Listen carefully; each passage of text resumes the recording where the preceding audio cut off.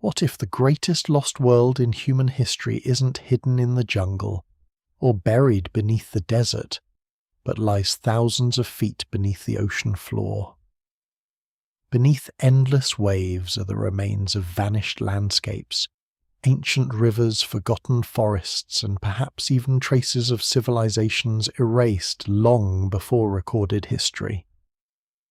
Today, we'll dive into one of Earth's greatest unsolved mysteries, a world locked beneath the sea for thousands of years.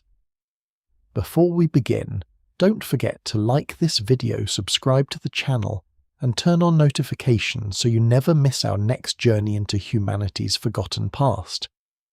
Let's descend beneath the ocean and uncover what time tried to hide.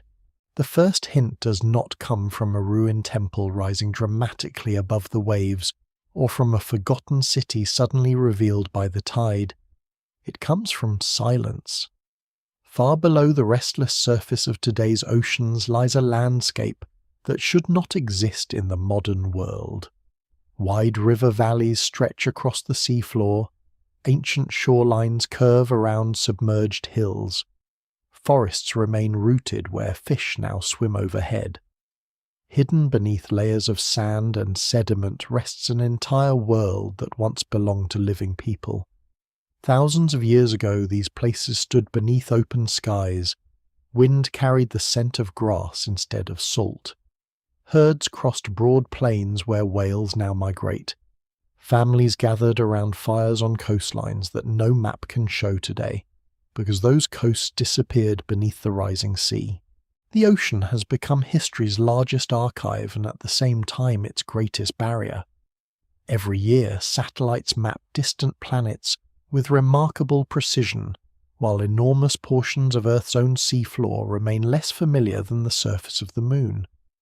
Beneath those waters lie landscapes shaped by rivers, storms, volcanoes, glaciers, and countless generations of humans who never imagined their homeland would eventually vanish beneath hundreds of feet of water. Before we go deeper, take a moment to like the video and subscribe if this is the kind of history and mystery you enjoy. Standing on almost any modern coastline, it's easy to believe the sea has always rested exactly where it does today. Beaches feel permanent, cliffs appear timeless, harbours seem naturally placed. Yet almost every shoreline on Earth has wandered over immense stretches of time.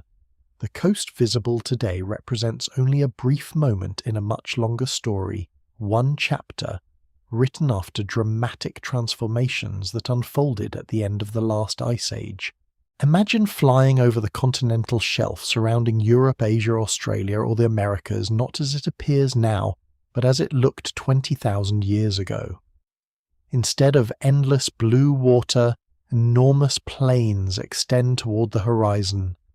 Rivers branch into complex networks. Lakes shimmer beneath changing skies. Hills cast long afternoon shadows across grasslands, where mammoths, bison, horses, giant deer, and countless smaller animals search for food. Early humans travel through these same environments following seasonal migrations, gathering edible plants, fishing in rivers, and establishing camps beside freshwater streams that have long since disappeared beneath the sea. This hidden landscape is not an invention or a romantic legend. Geological surveys, underwater mapping, sediment analysis, and archaeological discoveries increasingly reveal that vast portions of today's seafloor once formed some of the most attractive places for human settlement. People have always favoured coastlines. Fresh water, abundant food, relatively mild climates, and opportunities for travel naturally draw communities toward the meeting point between land and sea. If humans have followed this pattern for tens of thousands of years, then an obvious conclusion emerges. Many of humanity's earliest coastal settlements should now lie underwater. That realization has transformed archaeology over the past few decades. For generations, researchers concentrated almost entirely on sites found across modern landscapes. Mountains, deserts, caves, and river valleys yielded extraordinary discoveries. Yet an uncomfortable question slowly gained importance.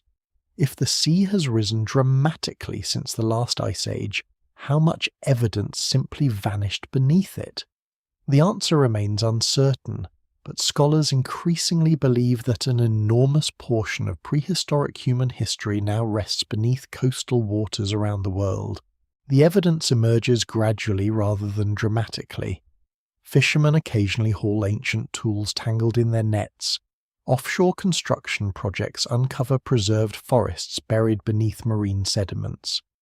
Divers encounter stone structures that initially appear natural but later reveal unmistakable signs of human shaping. Sonar surveys expose winding river channels, crossing today's seabed exactly where rivers should have flowed, before rising seas drowned the landscape. Piece by piece, the outline of a forgotten world begins to appear. The scale of that lost world is difficult to appreciate. During the height of the last ice age, global sea levels stood more than 100 meters lower than they do today. The difference transformed continents. Britain remained connected to mainland Europe through an immense plain now buried beneath the North Sea. Australia joined with New Guinea and Tasmania into a much larger landmass. Southeast Asia expanded dramatically as islands connected through exposed continental shelves. The shoreline retreated so far that many of today's coastal cities would have stood far inland. To ancient people living in these regions, there was no awareness that they occupied temporary landscapes. Generations were born, hunted, celebrated, mourned, and buried upon ground that seemed as permanent as any mountain. Children grew into adulthood believing rivers would always follow familiar courses. Elders remembered seasonal changes but not coastlines migrating across entire horizons. Human lifetimes proved far too short to perceive the immense geological rhythm unfolding around them, yet the Earth was already changing. Vast ice sheets that had dominated northern continents for thousands of years slowly began surrendering to a warming climate. The process unfolded unevenly. Some centuries brought relatively stable conditions. Others witnessed surprisingly rapid pulses of melting. Every year, countless streams carried fresh meltwater toward the oceans. Little by little, coastlines shifted inland. For many communities, these changes may have seemed manageable at first. Familiar beaches narrowed. Saltwater crept farther into river mouths. Wetlands expanded across low-lying plains. Villages relocated short distances to higher ground. Hunting routes adjusted. Fishing grounds evolved. What survives in the archaeological record suggests that prehistoric societies often demonstrated remarkable flexibility, adapting repeatedly to changing environments rather than abandoning them immediately. But adaptation has limits. Eventually entire valleys disappeared beneath advancing seas. Forests drowned where they stood. Freshwater lakes became tidal inlets. Islands emerged from former hilltops. Routes connecting neighbouring communities broke apart as water flooded between them. Landscapes remembered for countless generations fragmented into isolated pieces before vanishing altogether beneath expanding oceans. Remarkably, traces of these transformations remain visible beneath modern waters. Divers exploring parts of the North Sea have documented ancient peat deposits, tree stumps still rooted in place, and sediments preserving pollen from forests that flourished long before the waves arrived. Similar discoveries appear off the coasts of India, Japan, Australia, and the Americas. Each finding reinforces the same extraordinary conclusion. Today's seafloor is not merely an empty basin filled with water. It is a drowned continent of memories. Still, the evidence remains incomplete. Ocean currents erode fragile sites. Sediments bury settlements beneath meters of mud. Storms scatter artifacts across wide areas. Marine life gradually colonizes ancient structures until stone walls resemble natural reefs. Scholars still debate how many prehistoric communities have been permanently destroyed and how many remain astonishingly well preserved beneath protective layers of sediment. No single explanation fully accounts for the uneven survival of this underwater record, making every new discovery both valuable and surprising. The forgotten world beneath the ocean floor is therefore not one lost civilization, nor one vanished kingdom waiting to be uncovered in dramatic fashion. Instead, it is an immense mosaic, assembled from thousands of landscapes, countless generations of people, and environmental changes unfolding across millennia. Some pieces have already emerged through science. Most almost certainly remain hidden, resting beneath quiet waters that conceal one of the largest missing chapters in the human story. The farther the calendar turns back toward the height of the last ice age, the more unfamiliar the planet becomes. The continents retain their recognizable shapes, yet the edges of those continents extend far beyond the coastlines known today. What appears on modern maps as shallow continental shelf is dry land stretching outward in broad plains that connect islands, shorten sea crossings, and create entirely different routes for people and animals. It is a world in which geography itself encourages movement in directions that later generations would find impossible to imagine. To appreciate how dramatically different this ancient Earth appears, it helps to forget modern coastlines altogether. They are among the youngest large-scale features of the planet. For much of human prehistory, the boundaries between land and sea lie elsewhere. Rivers carve valleys across areas now hidden beneath hundreds of feet of seawater. Hills rise where fishing boats eventually drift. Marshes spread across lowlands that become the seabed thousands of years later. Entire ecosystems flourish where sunlight now reaches only through shifting green water. This transformation begins with ice.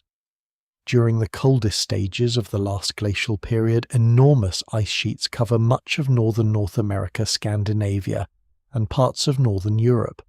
Some glaciers reach thicknesses measured in kilometers rather than meters. The sheer weight of this frozen mass presses the Earth's crust downward. At the same time, so much water becomes locked inside ice that the global ocean shrinks dramatically. Coastlines retreat outward, exposing millions of square kilometers of new land. These newly exposed landscapes are not barren wastelands. In many regions, they quickly become some of the richest environments available. Rivers flowing from inland mountains carry nutrients across fertile floodplains. Seasonal wetlands attract birds by the millions. Grasslands support immense herds of grazing animals. Freshwater lakes dot the landscape, providing reliable drinking water and abundant fish. The meeting point between land and water continues to attract life, even though that meeting point lies far beyond today's shoreline. One of the most remarkable examples lies beneath the North Sea. Today, ferries, cargo ships, offshore wind farms, and fishing vessels cross these waters every day. Yet beneath them rest the remains of a vast plain that archaeologists call Doggerland.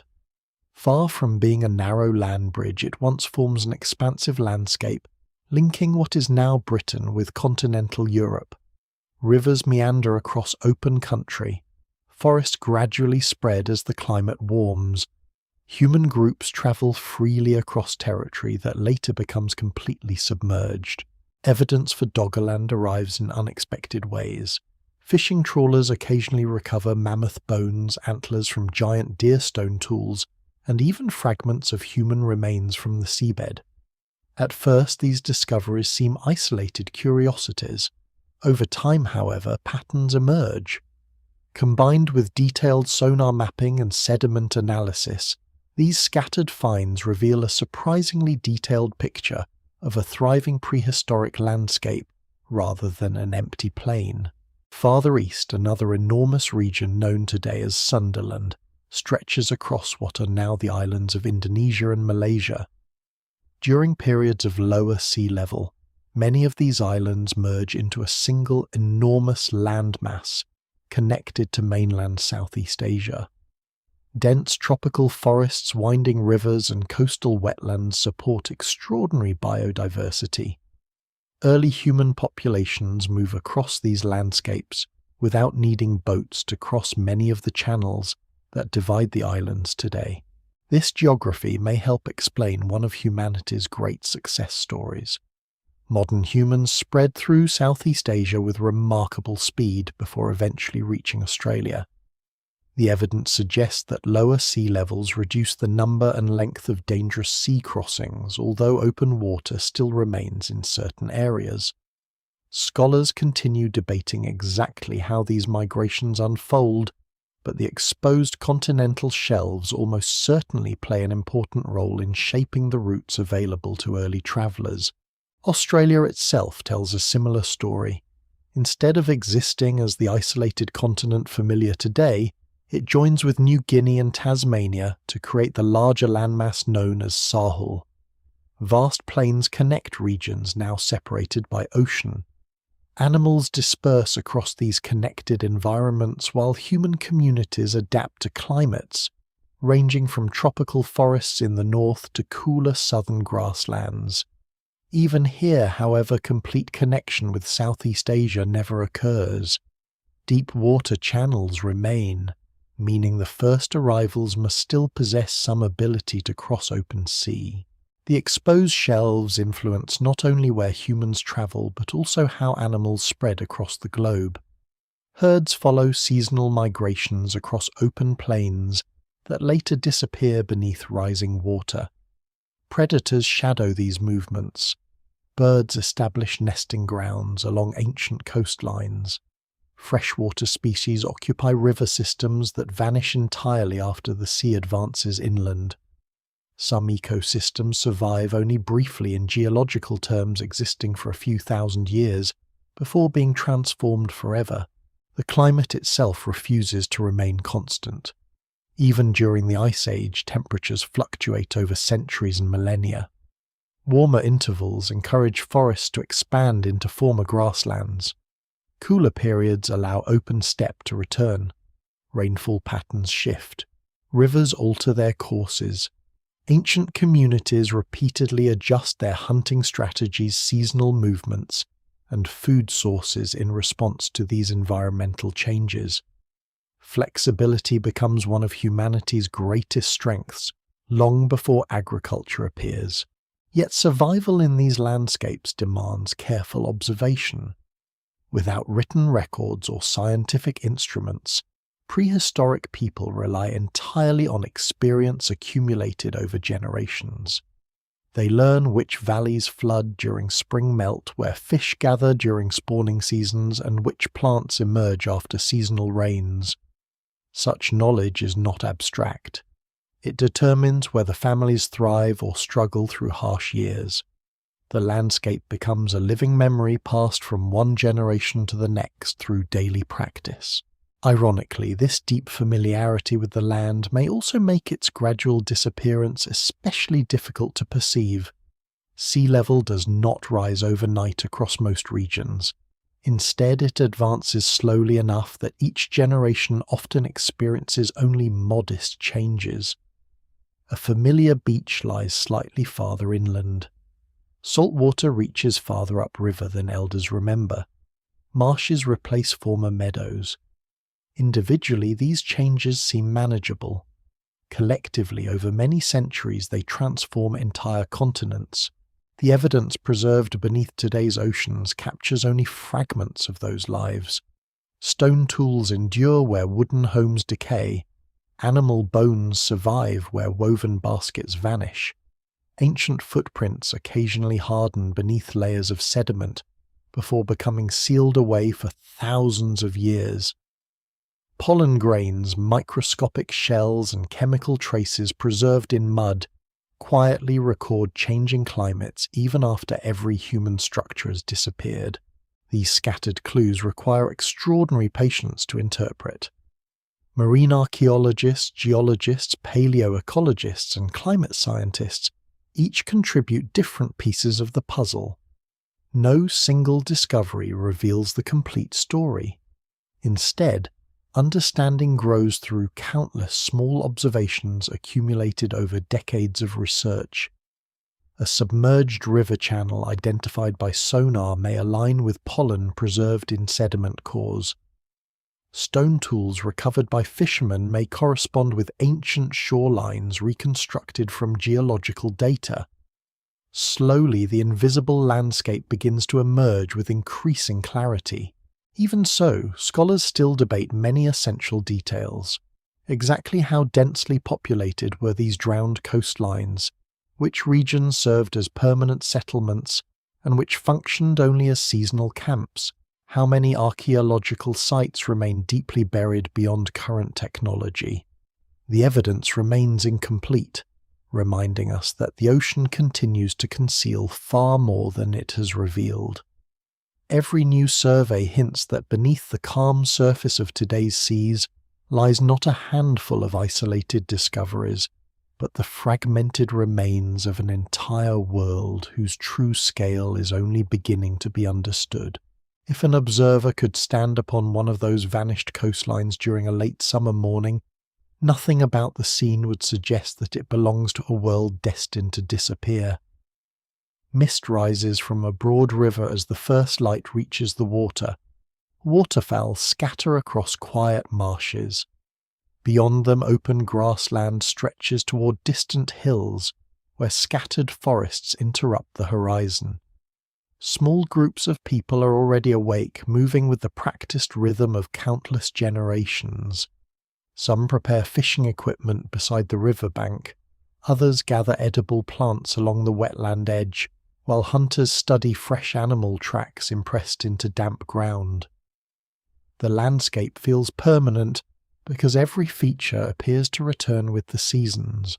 For these communities, the coastline is not simply a place to live. It is the center of an entire way of life. Freshwater rivers meet the sea, creating environments unusually rich in resources. Fish migrate through estuaries. Shellfish collect along tidal flats. Birds nest in surrounding wetlands. Herd animals travel predictable routes between grazing grounds. Even without farming, these coastal regions can support surprisingly stable populations because food comes from many different sources rather than relying upon a single harvest. Modern archaeology increasingly recognizes that prehistoric hunter-gatherers are far more adaptable and sophisticated than older stereotypes once suggested. They are not endlessly wandering without purpose. Instead, many groups move through territories they know intimately, returning season after season to favored locations where resources remain dependable. Camps vary in size and permanence. Some consist of temporary shelters used during seasonal hunts. Others become long-term gathering places visited repeatedly over centuries. Along these forgotten shores, knowledge is perhaps the most valuable resource of all. Every inlet, sandbar, freshwater spring and migration route exists within a mental map refined through generations of observation. Children learn where dangerous currents form during storms. They recognize which shellfish remain safe to collect after seasonal changes, and which river crossings become impassable during spring floods. None of this knowledge appears in writing. Instead, it survives through memory experience and careful teaching woven naturally into daily life. The sea itself provides remarkable opportunities. Long before the development of large ships, early people harvest coastal waters, using techniques suited to local environments. Spears, woven traps, nets made from plant fibers, and simple watercraft expand access to fish and marine mammals. In calmer estuaries, shallow boats carved from logs or constructed from bundles of reeds may allow movement between islands, across rivers, and along sheltered coastlines. The exact technologies differ from one region to another, and the evidence remains incomplete because organic materials rarely survive for thousands of years. Yet archaeological discoveries consistently suggest that prehistoric communities possess far greater maritime abilities than once believed. Food, however, is only part of the story. Coastlines also encourage contact. Rivers naturally become highways leading inland, while shorelines provide relatively easy routes connecting distant communities. Valuable materials travel surprisingly long distances. Stones suitable for toolmaking may originate hundreds of kilometers away from the places where finished tools are eventually found. Marine shells appear deep inland, while distinctive minerals cross mountain ranges through networks of exchange that leave only subtle traces in the archaeological record. These exchanges carry more than physical objects. Ideas move with people. New methods of shaping stones spread gradually across neighboring regions. Decorative traditions evolve. Hunting strategies change as communities observe one another. Although prehistoric societies leave no written chronicles describing these interactions, similarities in tools, ornaments, and craftsmanship reveal connections extending far beyond individual camps. One of the more surprising discoveries from recent decades concerns the complexity of coastal diets. Earlier researchers sometimes assumed that prehistoric populations depended mainly upon hunting large land animals, such as mammoths, wild horses, or giant deer. While those animals remain important in many regions, detailed chemical analyses of ancient human bones tell a richer story. Many communities consume substantial amounts of fish, shellfish, seabirds, and marine mammals. Coastal environments provide reliable nutrition throughout much of the year, reducing dependence upon any single food source. This diversity proves especially valuable during periods of environmental uncertainty. Herd migrations fluctuate with changing climate. Forests expand into former grasslands, altering animal populations. Rivers occasionally shift course. Yet coastal ecosystems often continue supplying fish, shellfish, and waterfowl, even when conditions inland become less predictable. Such flexibility may help explain why coastlines repeatedly attract human settlement across thousands of years. Daily life unfolds according to rhythms that modern urban societies rarely experience. Tides become clocks. Seasonal bird migrations announce changes in weather. Flowering plants signal the arrival of certain fish species. The phases of the moon influence shellfish gathering and nighttime travel. Every aspect of survival depends upon careful attention to patterns in the natural world. Rather than attempting to dominate the landscape, these communities succeed by understanding it with extraordinary precision. Even death becomes part of this intimate relationship with place. Archaeological evidence from various prehistoric coastal regions suggests that certain locations acquire lasting cultural importance. Burial grounds, ceremonial sites, or places associated with ancestral memory may remain significant for centuries. The exact beliefs of these people cannot be reconstructed with certainty, and scholars remain cautious when interpreting ritual behavior. Still, repeated use of particular sites hints that these landscapes possess meanings extending well beyond practical survival. That deep attachment makes what follows all the more remarkable. The changes approaching these communities do not initially resemble sudden catastrophe. Instead, they begin almost invisibly. A familiar marsh remains flooded slightly longer than before. Salt water reaches farther inland during unusually high tides. A freshwater spring develops a faint brackish taste. Hunters notice that certain animal paths have shifted as wetlands slowly expand. None of these observations alone suggests that an entire homeland is gradually disappearing. Generations adapt as they always have. Camps relocate modest distances. New fishing grounds replace old ones. Trails are rerouted around expanding inlets. Families likely assume that these adjustments simply reflect another cycle within the natural world. Human memory, after all, extends only so far. Even the oldest elder cannot compare present conditions with those of 500 years earlier. The pace of geological change remains slow enough to conceal its ultimate destination. Yet beneath that apparent stability, the balance between land and sea is steadily changing. Massive ice sheets continue melting far to the north. Every year, almost imperceptibly, more water enters the global ocean. Coastlines retreat. River mouths widen. Low plains begin to vanish beneath tidal waters. What appears manageable within a single lifetime accumulates into transformation across many generations. Some communities respond by moving inland. Others continue occupying shrinking coastal territories for as long as possible, adapting repeatedly to shifting conditions. Archaeological evidence from later submerged landscapes suggests that people often remain remarkably resilient, refusing to abandon familiar environments until change becomes unavoidable. Their persistence leaves behind scattered traces, stone tools, hearths, butchered animal bones, shell middens, and occasional wooden structures preserved beneath oxygen-poor sediments. Today those traces lie hidden beneath quiet seas separated from the sunlight that once illuminated them. Fish swim above places where children once learned to shape stone blades. Tides sweep across former campsites where meals were prepared and stories silently passed between generations. The evidence that survives offers only glimpses, but together those glimpses reveal something profound. Before the oceans claimed these lands, they were not empty frontiers waiting for civilization. They were living worlds filled with people who understood their surroundings, deeply built, enduring traditions upon them, and never realized that the map of their homeland would one day disappear entirely. No generation wakes to discover that the ocean has swallowed an entire continent overnight.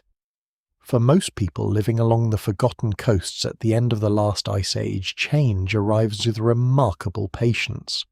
The shoreline creeps inland a few steps every few decades. A familiar beach narrows. A low meadow floods more often during unusually high tides. Salt water lingers farther upstream after powerful storms. The transformation is so gradual that it blends into the ordinary passage of life, making it difficult to recognize that the world itself is quietly being rewritten. The force driving this immense change lies thousands of kilometers away. Across North America and Northern Europe, colossal ice sheets that have dominated the landscape for tens of thousands of years begin to weaken as global temperatures slowly increase. Warmer summers melt their edges. Rivers swollen with glacial runoff carry unimaginable volumes of fresh water toward the sea. At the same time, enormous glaciers retreat deeper into mountain valleys, exposing bare rock that has not seen sunlight for ages. Scientists reconstruct this process using an extraordinary range of evidence. Ice cores drilled from Greenland and Antarctica preserve tiny bubbles of ancient atmosphere. Ocean sediments record changing temperatures through microscopic marine organisms. Coral reefs preserve former sea levels within their slowly growing limestone skeletons. Together, these records reveal that the end of the Ice Age is not a smooth, uninterrupted warming. Instead, it unfolds through alternating periods of relative stability and surprisingly rapid change. One of the most striking discoveries concerns episodes known as meltwater pulses. During these intervals, vast quantities of ice collapse into the oceans over comparatively short geological periods. Sea level rises much faster than before. Scholars continue debating the precise speed of some of these events, and the evidence remains incomplete in several regions. Even so, the overall picture is clear. There are moments when coastlines retreat quickly enough that human communities living nearby almost certainly notice the acceleration within a few generations. Imagine a child born beside a broad estuary. Throughout childhood the shoreline seems familiar. By middle age, however, the tidal flats extend farther inland. Certain freshwater marshes have become salt marshes. Favourite fishing spots require longer journeys by boat. By old age, an entire section of coast remembered from youth has vanished beneath open water. The transformation is profound, yet because it unfolds across decades, Rather than days, it becomes woven into ordinary memory rather than remembered as a single disaster. Some regions experience more dramatic local events. Powerful storms push seawater deep into low-lying plains, permanently reshaping river channels. Coastal erosion accelerates as waves attack newly exposed cliffs. Barrier islands migrate. Sand dunes collapse. Freshwater lakes become connected to the sea, instantly altering their ecosystems. Fish adapted to rivers disappear while marine species move inland. Entire food webs reorganize as saltwater invades environments that had remained fresh for thousands of years. For communities dependent upon intimate knowledge of local landscapes, these ecological shifts carry enormous consequences. Fishing traditions passed from one generation to the next become less reliable. Animals alter migration routes as wetlands expand or forests retreat. Plants once gathered every spring no longer thrive in increasingly saline soils. Families adapt repeatedly, demonstrating remarkable resilience, yet each adjustment requires abandoning another piece of inherited knowledge tied to a landscape that no longer exists. The archaeological record hints at this resilience more often than at collapse. Rather than finding widespread evidence of sudden abandonment, researchers frequently observe gradual relocation. Camps appear on slightly higher ground. Settlements shift inland over centuries. Toolmaking traditions continue despite changing environments.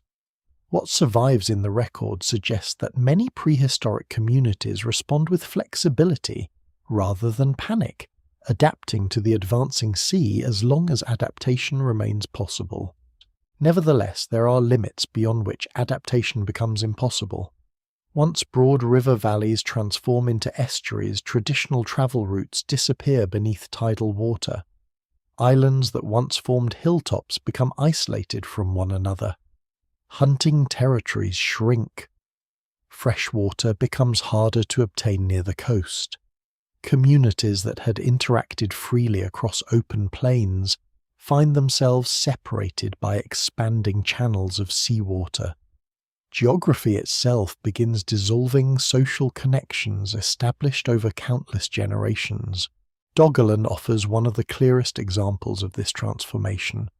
At its greatest extent, it forms a vast landscape connecting Britain with mainland Europe.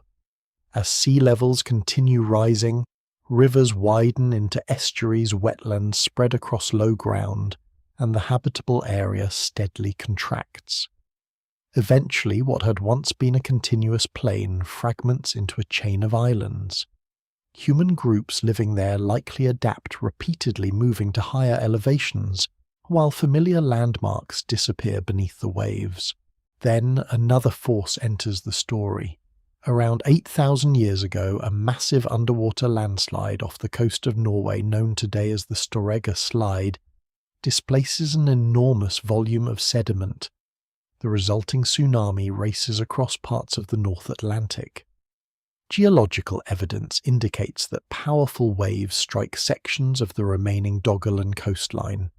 Scholars still debate exactly how devastating this event proves for the surviving inhabitants, but there is broad agreement that it represents one of the largest known tsunamis of the prehistoric world.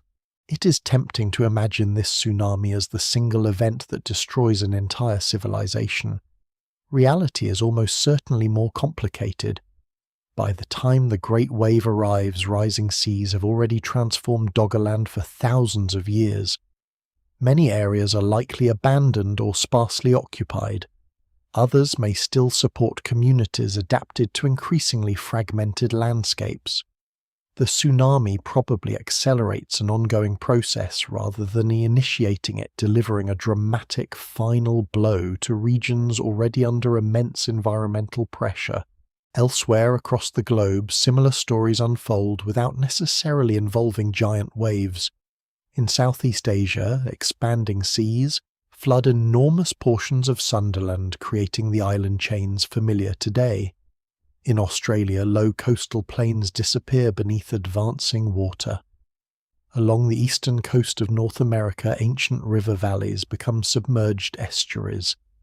Across the Mediterranean Black Sea region and parts of the Indian Ocean, coastlines migrate inland as local environments respond to the global rise in sea level. These changes alter more than geography. They reshape migration routes, isolate populations, create new marine environments, and force human societies to develop different relationships with the sea. Communities once accustomed to walking across broad coastal plains increasingly rely upon boats to maintain contact with neighbouring groups. Islands develop distinctive cultural traditions as water becomes both a barrier and a pathway. The memory of these transformations may linger long after the landscapes themselves disappear.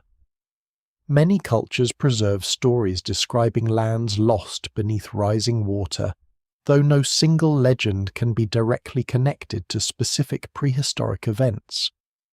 Oral traditions evolve over centuries, blending historical memory with symbolism and spiritual meaning. Scholars remain cautious about drawing direct links, yet it is difficult to ignore the possibility that echoes of real environmental change survive in myths passed through generations. By the time the oceans finally settle near their modern levels, countless square kilometers of former homeland have vanished beneath the waves. Forests stand drowned beneath shallow seas. Rivers continue flowing, but now beneath salt water, carving invisible channels across the continental shelf. Campsites, burial grounds, hunting paths, and gathering places lie sealed beneath layers of marine sediment. The sea has not erased them completely. It has simply hidden them, preserving fragments of an ancient world that future generations will spend centuries trying to rediscover. For centuries, the idea of entire settlements lying beneath the sea belongs more to folklore than to serious archaeology. Sailors tell stories of church bells heard beneath the waves.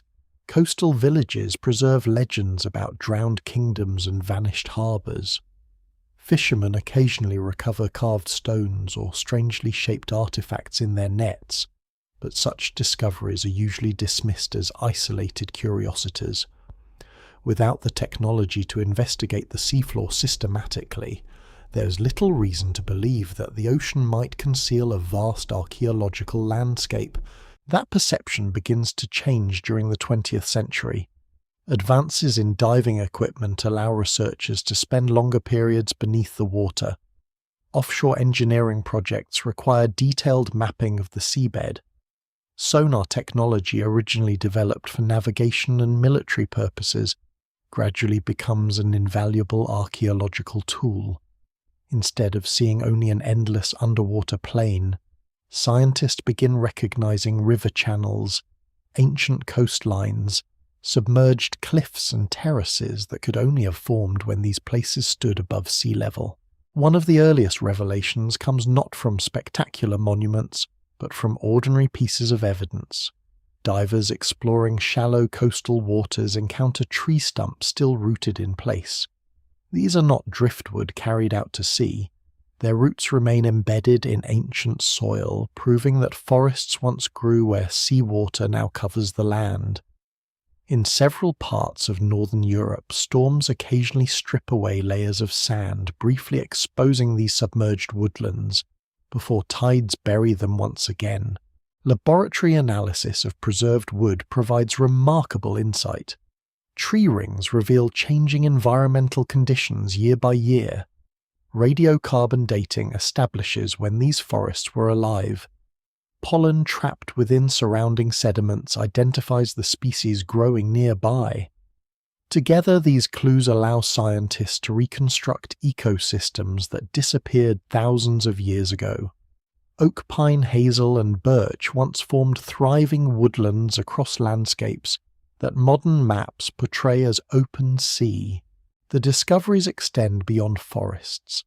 Along ancient river valleys identified through seismic surveys, researchers locate sediments containing freshwater shells, peat deposits, and even traces of prehistoric campfires. Charcoal fragments preserved in oxygen-poor mud suggest that humans repeatedly occupied these drowned landscapes. While wooden shelters and woven baskets have largely vanished, stone tools remain astonishingly durable. Flint blades, arrowheads, scrapers, and carefully shaped hand tools emerge from underwater excavations, confirming that people lived and worked in places now hidden beneath the ocean. Some of the most intriguing underwater discoveries appear near present-day coastlines, where sea level rise gradually submerged settlements rather than burying them beneath deep water. Off the coast of Israel, archaeologists uncover the remarkable Neolithic site of Atlet Yam. Resting beneath the Mediterranean, the settlement preserves stone-built houses, wells hearths, and human burials dating back approximately 9,000 years. Unlike the temporary camps of much earlier hunter-gatherers, this community belongs to an era when agriculture has already begun transforming human society. Atlet Yam offers an unusually intimate glimpse into daily life. Carefully constructed wells indicate sophisticated planning. Animal bones reveal the keeping of domesticated livestock alongside continued fishing. Human skeletons preserve evidence of diseased diet and physical activity. The site demonstrates that rising seas do not merely swallow prehistoric hunting grounds. They also claim established farming communities adapting to an increasingly settled way of life. Elsewhere, submerged archaeological sites vary enormously in age and character. Along the coast of southern Britain, divers recover Mesolithic tools from drowned forests and ancient riverbeds. In the Baltic Sea, exceptionally low oxygen conditions help preserve organic materials that would decay rapidly on land. Ancient fish traps fashioned from wooden stakes remain remarkably intact after thousands of years beneath cold, quiet water. Such discoveries are rare, but they provide extraordinary insight into technologies that are almost invisible in most terrestrial archaeological sites. Off the coast of India, underwater investigations near the Gulf of Kambat and around Dwarka have attracted widespread public attention. Sonar surveys identify intriguing geometric features, and artifacts have been recovered from the surrounding seabed. However, interpretations remain highly contested. Some popular accounts describe these findings as evidence for extremely ancient lost cities, far older than established civilizations.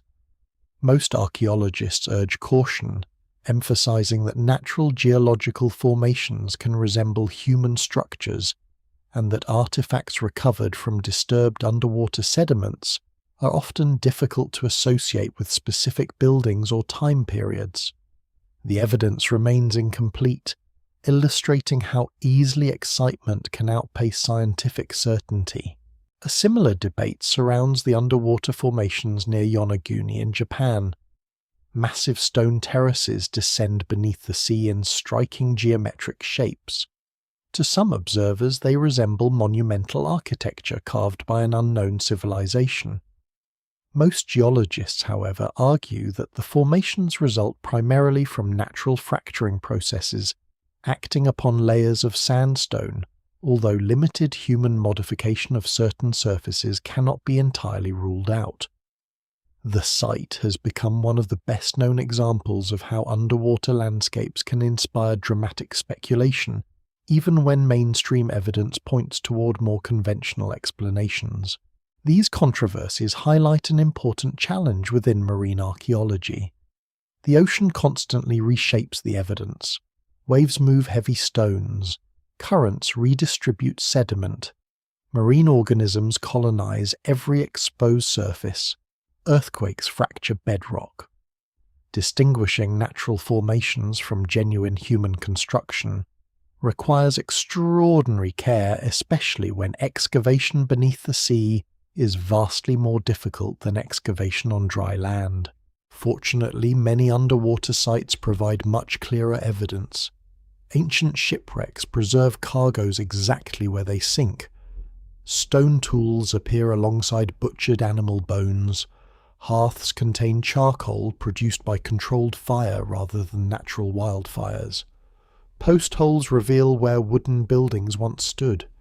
Each discovery strengthens confidence that the drowned landscapes of the continental shelves were not empty expanses but lived-in environments supporting diverse human communities.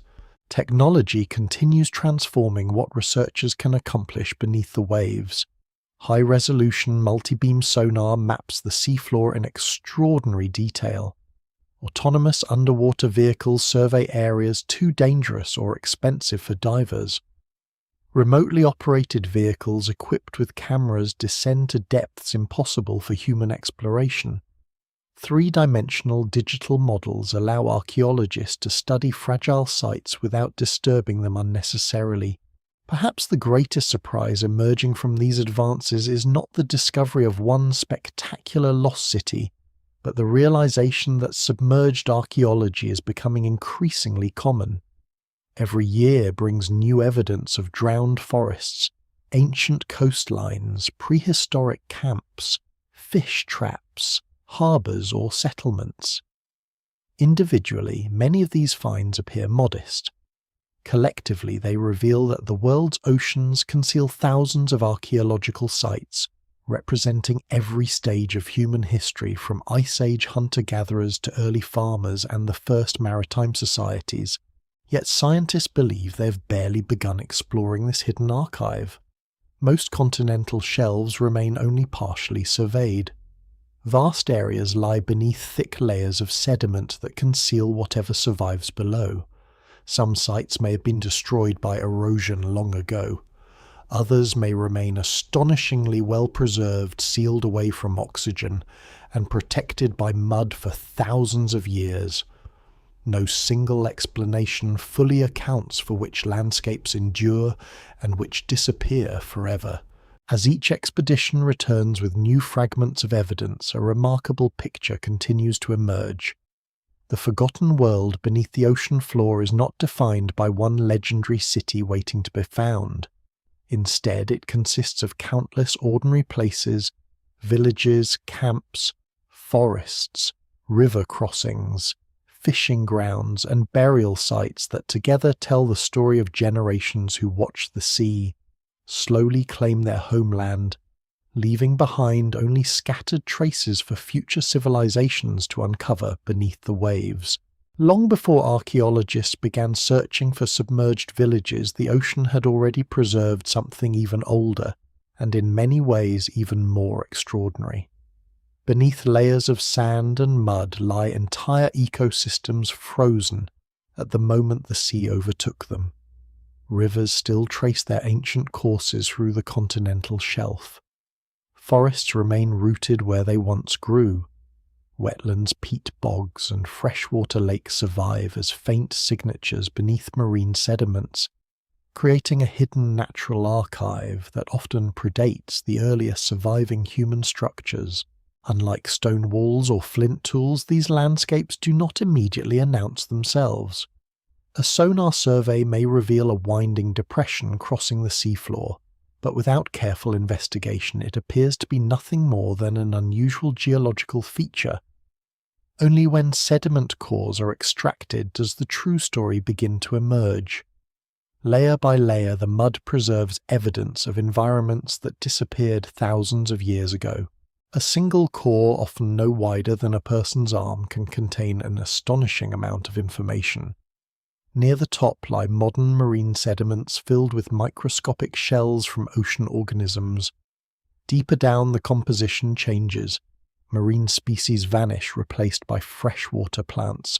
Pollen from terrestrial forests, insect remains, and traces of ancient soils. Still deeper, compact peat records centuries of wetland growth. Beneath that may rest river gravels deposited long before the ocean reached the area. Each layer represents another chapter in the transformation from dry land to submerged seafloor. One of the most valuable clues comes from pollen grains. Invisible to the naked eye, these microscopic structures survive for remarkable length of time when sealed within oxygen-poor sediments. Every species of tree grass or flowering plant produces pollen with distinctive characteristics. By identifying thousands of grains preserved within successive layers, paleoecologists reconstruct entire ancient landscapes with surprising precision. The results often overturn modern assumptions.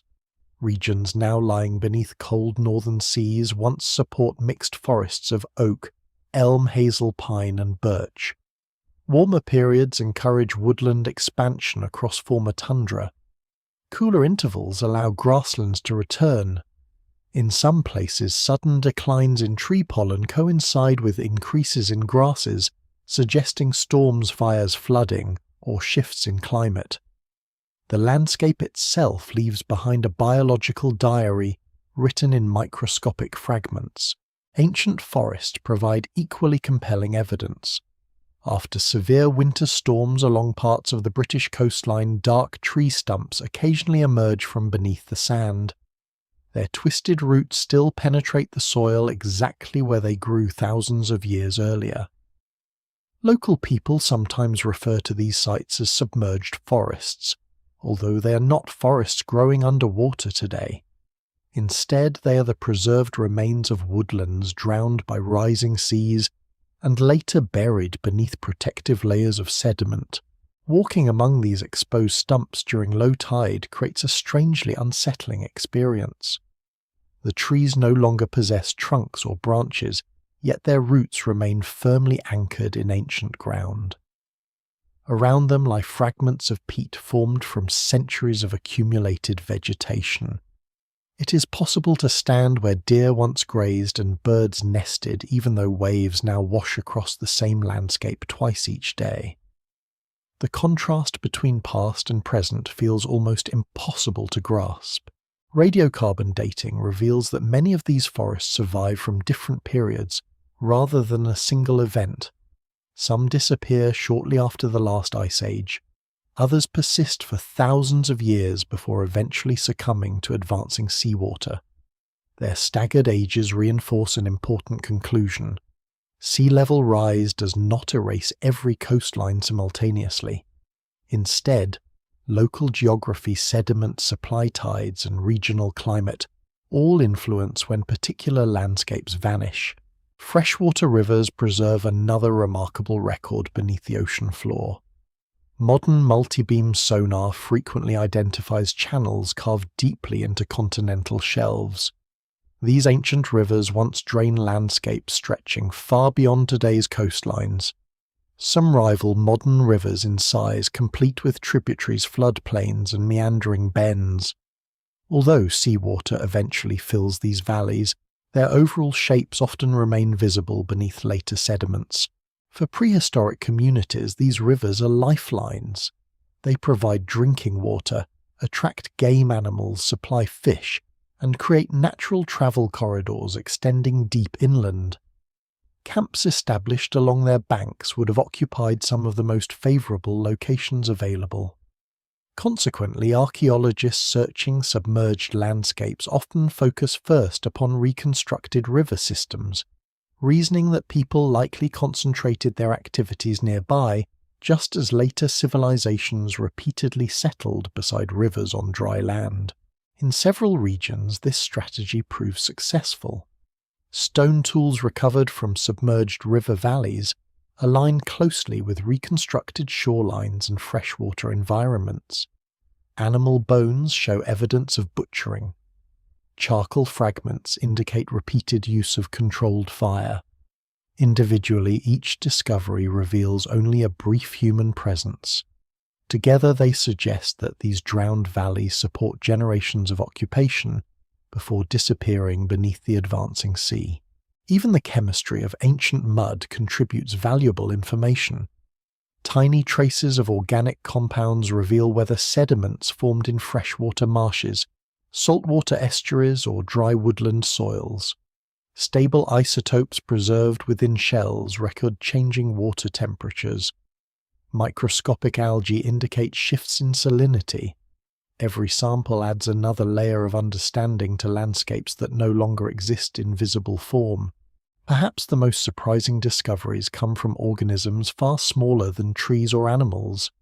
Diatoms, for example, are microscopic algae enclosed within delicate silica shells. Different species thrive under specific environmental conditions. Some require fresh water, others tolerate brackish estuaries, while still others flourish only in fully marine environments. Their preserved remains allow scientists to trace the gradual invasion of seawater into formerly terrestrial ecosystems almost year by year in some locations. This extraordinary level of detail reveals that environmental transformation is rarely simple. A freshwater marsh may become slightly brackish for several centuries before turning into a tidal estuary. Forests retreat unevenly as rising groundwater weakens tree roots. Wetlands expand, contract, and migrate across the landscape. Human communities living through these changes likely experience a constantly shifting mosaic, rather than a straightforward march of the sea. Yet despite the richness of this natural archive, much of it remains inaccessible. Thick sediments conceal ancient surfaces beneath several meters of mud. Offshore construction occasionally exposes new evidence, but excavation beneath water is expensive, technically demanding, and often limited by weather. Researchers must carefully balance scientific investigation with preserving fragile sites for future generations who may possess even better technology. Scholars also recognize that the surviving record is inherently incomplete. Powerful storms erode some landscapes before they can be buried. Ocean currents remove lighter sediments while preserving heavier materials elsewhere. Earthquakes, submarine landslides, and changing river systems further complicate the picture. No single core or survey can reconstruct an entire drowned continent. Instead, understanding emerges through thousands of carefully assembled observations gathered from coastlines across the world. Even so, each new discovery strengthens an extraordinary realization. Beneath the modern ocean lies not merely scattered evidence of ancient life, but the preserved foundations of entire ecosystems that supported both wildlife and human societies for millennia. Forests, rivers, marshes, lakes, and fertile plains all continue to exist in hidden form beneath the waves, quietly holding memories of a world that disappeared so gradually its inhabitants may never have recognized they were witnessing one of the greatest geographical transformations in human history. For much of the story so far, the sea advances with relentless patience. Century after century, coastlines retreat almost imperceptibly, and communities adapt as best they can. Yet the geological record also preserves moments when nature abandons its slow rhythm. On rare occasions, enormous forces release their energy within hours or even minutes, transforming landscapes that had remained stable for generations. These sudden catastrophes leave scars that survive long after the people who witnessed them have disappeared. The earth beneath the oceans is anything but still. Vast tectonic plates move continuously, though usually too slowly for human senses to detect. Along their boundaries, immense pressure accumulates over decades or centuries before finally breaking free in earthquakes capable of reshaping entire coastlines.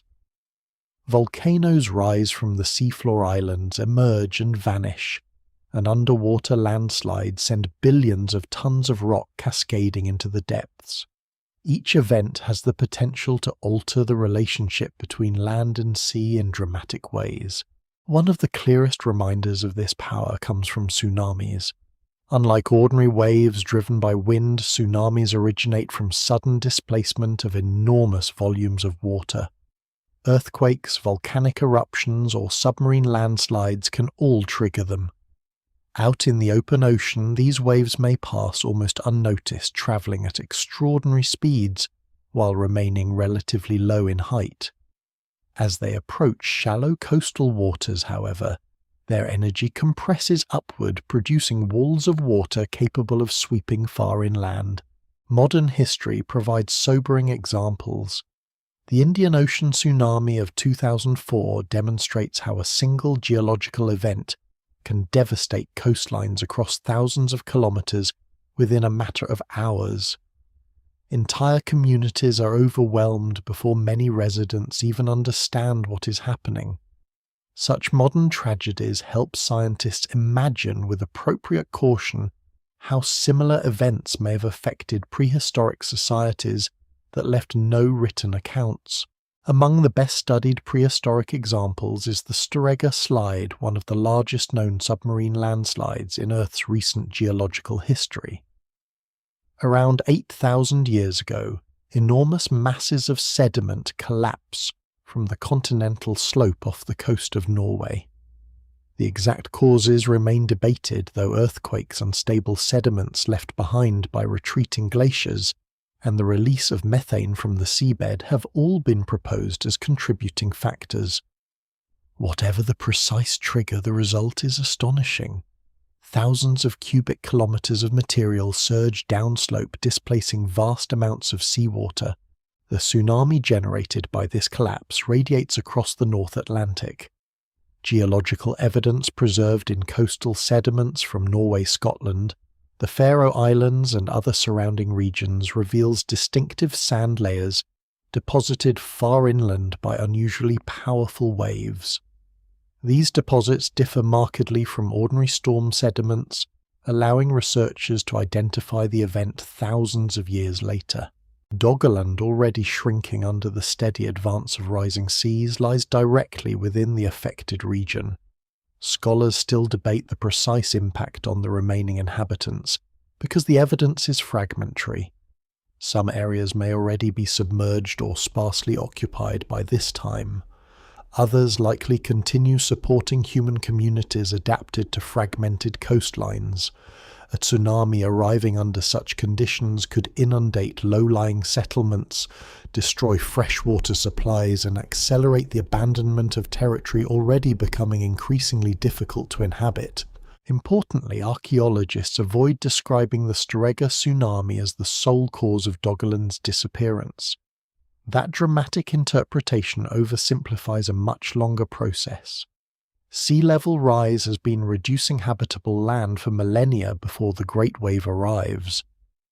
Rather than erasing an entire civilization in a single day, the tsunami probably intensifies environmental pressures that have been building for generations. It becomes one chapter in a larger story rather than the entire story itself. Elsewhere around the world, volcanic eruptions create equally dramatic transformations.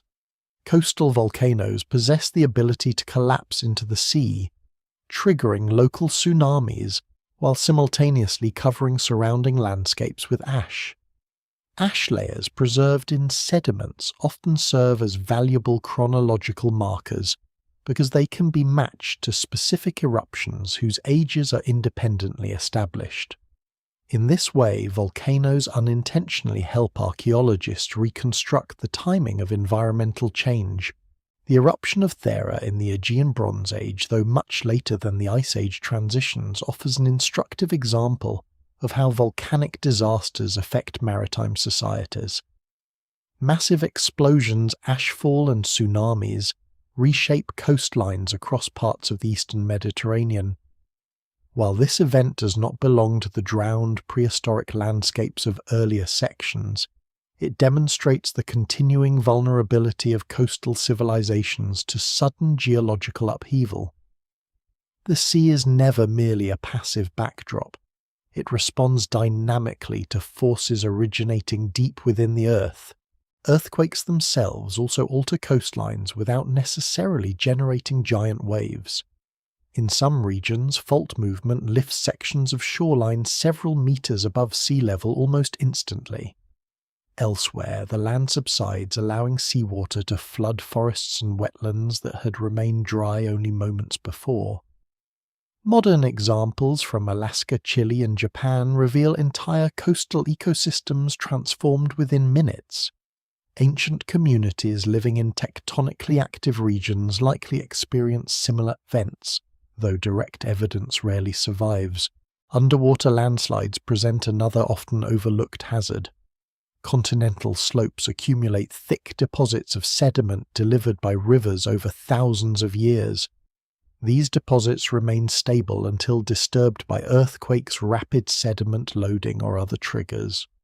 When they finally collapse, they can travel astonishing distances across the seafloor, reshaping underwater landscapes while generating tsunamis capable of reaching distant coastlines.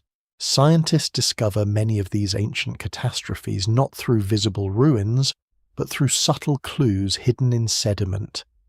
A layer of coarse sand interrupting fine mud may indicate a tsunami. Broken shells mixed with terrestrial plant material suggest violent flooding. Marine organisms suddenly appearing in formerly freshwater deposits reveal rapid saltwater intrusion. Each layer resembles a page in a history book, written not with words but with grains of sand and fragments of ancient ecosystems. Still, caution remains essential. Not every unusual sediment layer represents catastrophe. Powerful storms can produce deposits resembling smaller tsunamis. Rivers occasionally flood with exceptional force. Coastal erosion redistributes older sediments into younger layers. Distinguishing among these possibilities requires multiple lines of evidence.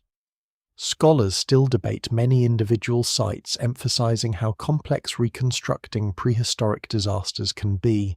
What emerges from decades of research is neither a world defined by constant catastrophe, nor one governed solely by slow environmental change. Instead, prehistoric coastlines experience both rhythms simultaneously. Most transformations unfold gradually across generations, allowing remarkable human adaptation. Occasionally, however, rare geological events compress enormous change into a single day, testing the resilience of communities already living within shifting environments. These moments of sudden destruction leave particularly enduring impressions upon the landscapes they strike. River mouths shift course, wetlands become tidal lagoons, forests drown beneath newly subsided ground, settlements disappear beneath thick deposits of sand or silt. Survivors, if any remain, must rebuild their understanding of familiar places almost from the beginning. Beneath today's oceans, these traces still endure. Hidden beneath layers of sediment lie the signatures of ancient earthquakes, colossal waves, volcanic ash, and submerged landslides. They remind us that the forgotten world beneath the sea is not only the story of rising water, but also the story of a restless planet whose immense geological forces repeatedly reshape the fragile boundary between land and ocean, leaving behind clues that scientists continue piecing together one careful discovery at a time. If the drowned forests are the skeleton of the lost world, then the mud covering the ocean floor is its memory. At first glance it appears unremarkable. Fine grey sediment settles quietly through the water year after year, building layers so slowly that a human lifetime adds only a thin coating to the seabed. Yet within those seemingly ordinary deposits lies one of the richest archives on Earth. Every grain of silt, every fragment of pollen, every microscopic shell becomes part of a record capable of preserving details that no written history could ever capture. Unlike cities that burn, monuments that collapse, or documents that decay, sediment accumulates continuously. It asks no questions about kings' empires or famous battles. Instead, it records the gradual rhythms of climate vegetation, ocean chemistry, and biological life with remarkable impartiality. To read that archive requires patience rather than imagination. When marine scientists lower long hollow tubes into the seafloor and extract sediment cores, they are effectively pulling a vertical timeline from the Earth itself. The youngest layers sit near the top. The oldest lie buried far below. Each centimetre may represent decades or even centuries of environmental history. Together, these cores allow researchers to reconstruct tens of thousands of years of change with astonishing precision.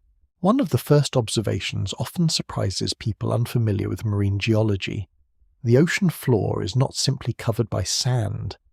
Different environments produce entirely different sediments. Near ancient river mouths, fine silts dominate. In calmer offshore waters, microscopic remains of marine organisms slowly accumulate. Former wetlands leave behind dark peat rich in organic matter. Volcanic eruptions contribute thin layers of ash that spread across enormous regions. Every environment writes its own distinctive signature into the geological record. Among the most valuable witnesses are tiny marine organisms known as foraminifera. Invisible without magnification, these single-celled creatures build intricate shells from calcium carbonate. Different species thrive under specific conditions of temperature, salinity, water depth, and nutrient availability. After death, their shells settle onto the seafloor where millions accumulate over time. To the untrained eye, they resemble little more than grains of dust. To paleoceanographers, they function almost like environmental sensors placed into the ancient ocean. By identifying changing species through successive sediment layers, researchers reconstruct shifts in sea temperature, ocean circulation, and even the advance of rising coastlines. Entire climatic transitions become visible through creatures smaller than a grain of sand. Chemical analysis adds another layer of understanding. Tiny variations in oxygen isotopes preserved within these shells reveal changes in global ice volume and ocean temperature. Carbon isotopes provide clues about biological productivity and carbon cycling. Trace elements record fluctuations in seawater chemistry. Together, these measurements transform microscopic fossils into remarkably accurate indicators of ancient environmental conditions. Meanwhile, pollen continues its quiet journey from land to sea. Every spring, forests release countless grains into the air. Rivers wash many of them toward the coast where they eventually settle into marine sediments. Thousands of years later, those grains remain identifiable under a microscope. This allows scientists to watch forests migrate across continents without ever seeing the trees themselves. Oak pollen becomes more abundant during warmer periods. Pine expands into cooler environments. Grass pollen increases when open landscapes replace woodland. Human activity eventually appears as well. As agriculture spreads pollen from cultivated plants joins the natural background, while declines in forest species suggest widespread clearing of land. Such evidence becomes especially important when studying drowned coastlines, because much of the original vegetation has vanished completely. Even where submerged forests survive, they preserve only local conditions. Pollen, by contrast, often reflects broader regional landscapes, helping researchers understand how entire ecosystems respond to changing climate and rising seas. Sediment also preserves unexpected traces of human activity. Microscopic fragments of charcoal indicate ancient fires. Some originate naturally through lightning strikes, but others likely result from deliberate burning by human communities, managing vegetation, or preparing campsites. Increased charcoal concentrations sometimes coincide with archaeological evidence for expanding human populations, though interpreting these relationships requires considerable caution. Ancient DNA has recently opened an entirely new chapter in this field.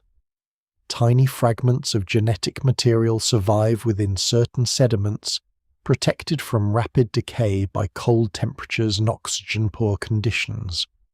By extracting and sequencing this environmental DNA, researchers identify plants and animals that once inhabited drowned landscapes, even when no visible fossils remain. The possibilities are extraordinary. Instead of relying solely upon pollen or bones, scientists may detect the genetic signatures of extinct mammals, freshwater, fish, marsh plants, insects, and countless other organisms.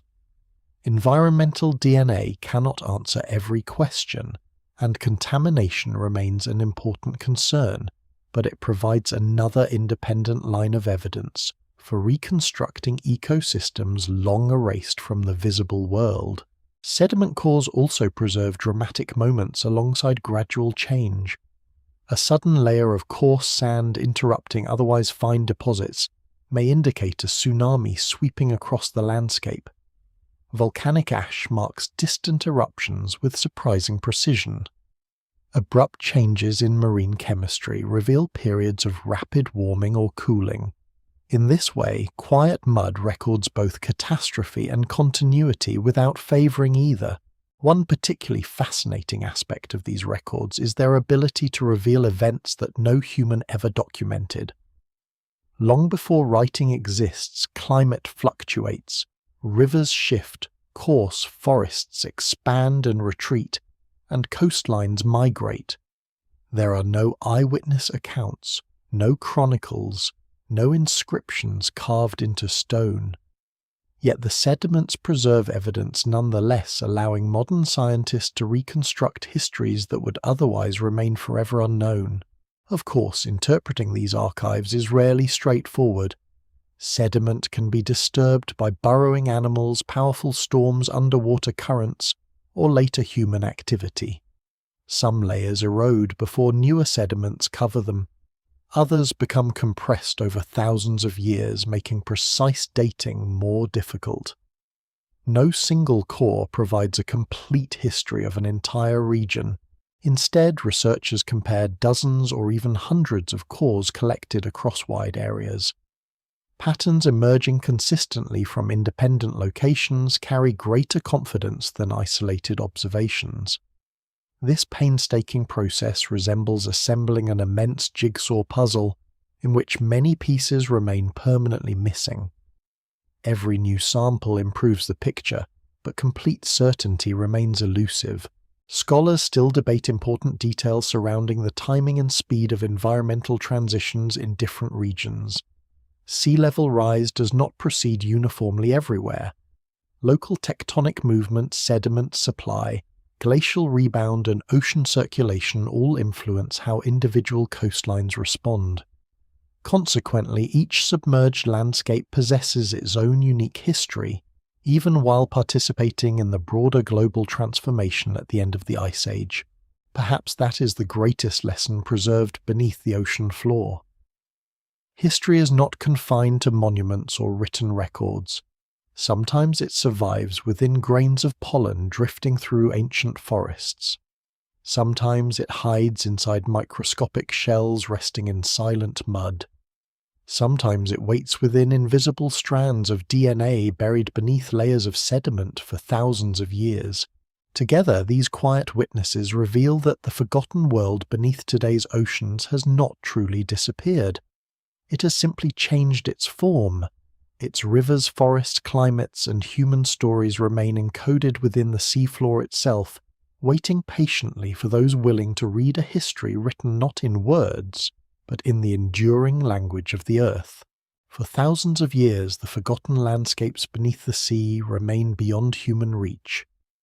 Even when fishermen occasionally pull ancient bones from their nets, or storms expose fragments of drowned forests along the shore, no one possesses the tools needed to understand the immense world hidden below the waves. The ocean protects its secrets not through mystery alone, but through depth, darkness, powerful currents, and the simple fact that humans evolved to explore land rather than water. Only during the last century does that barrier begin to weaken. Ironically, many of the technologies that eventually transform underwater archaeology are not invented for archaeology at all. They emerge from naval navigation, offshore engineering, submarine warfare, and the growing search for natural resources beneath the seabed. Yet once these tools become available, researchers realize they can be turned toward one of history's greatest unanswered questions: what still survives beneath the continental shelves? One of the first breakthroughs comes through sound rather than sight. Water carries sound far more efficiently than light, making sonar the ideal method for exploring environments where visibility is often measured in only a few meters. A vessel crossing the ocean sends pulses of sound downward. Those pulses strike the seabed before returning to receivers on the ship. By carefully measuring the travel time of thousands of these echoes, computers construct detailed maps of underwater terrain. The earliest sonar images are crude by modern standards, but they immediately reveal something remarkable. The seafloor is far from featureless. Long winding channels snake across submerged plains exactly like river valleys on land. Broad terraces resemble ancient shorelines carved by waves. Steep cliffs mark former coastal escarpments. In places, entire drainage systems appear so clearly that they look as though rivers might still be flowing through them. As sonar technology improves, the level of detail becomes astonishing.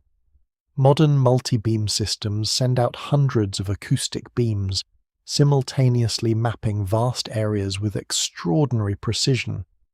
Features only a few meters across become visible. Archaeologists can distinguish natural rock formations from possible human-made structures, identify ancient lake basins, and trace buried river networks extending for many kilometers beneath modern seas. Yet maps alone cannot answer every question. A suspicious mound on the seabed may represent a prehistoric settlement, a natural reef, or simply an unusual accumulation of sediment. Verification requires direct observation. For shallow sites, divers remain indispensable. Marine archaeologists spend years mastering both archaeological methods and advanced diving techniques. Working underwater, however, bears little resemblance to excavation on land. Every movement must account for buoyancy.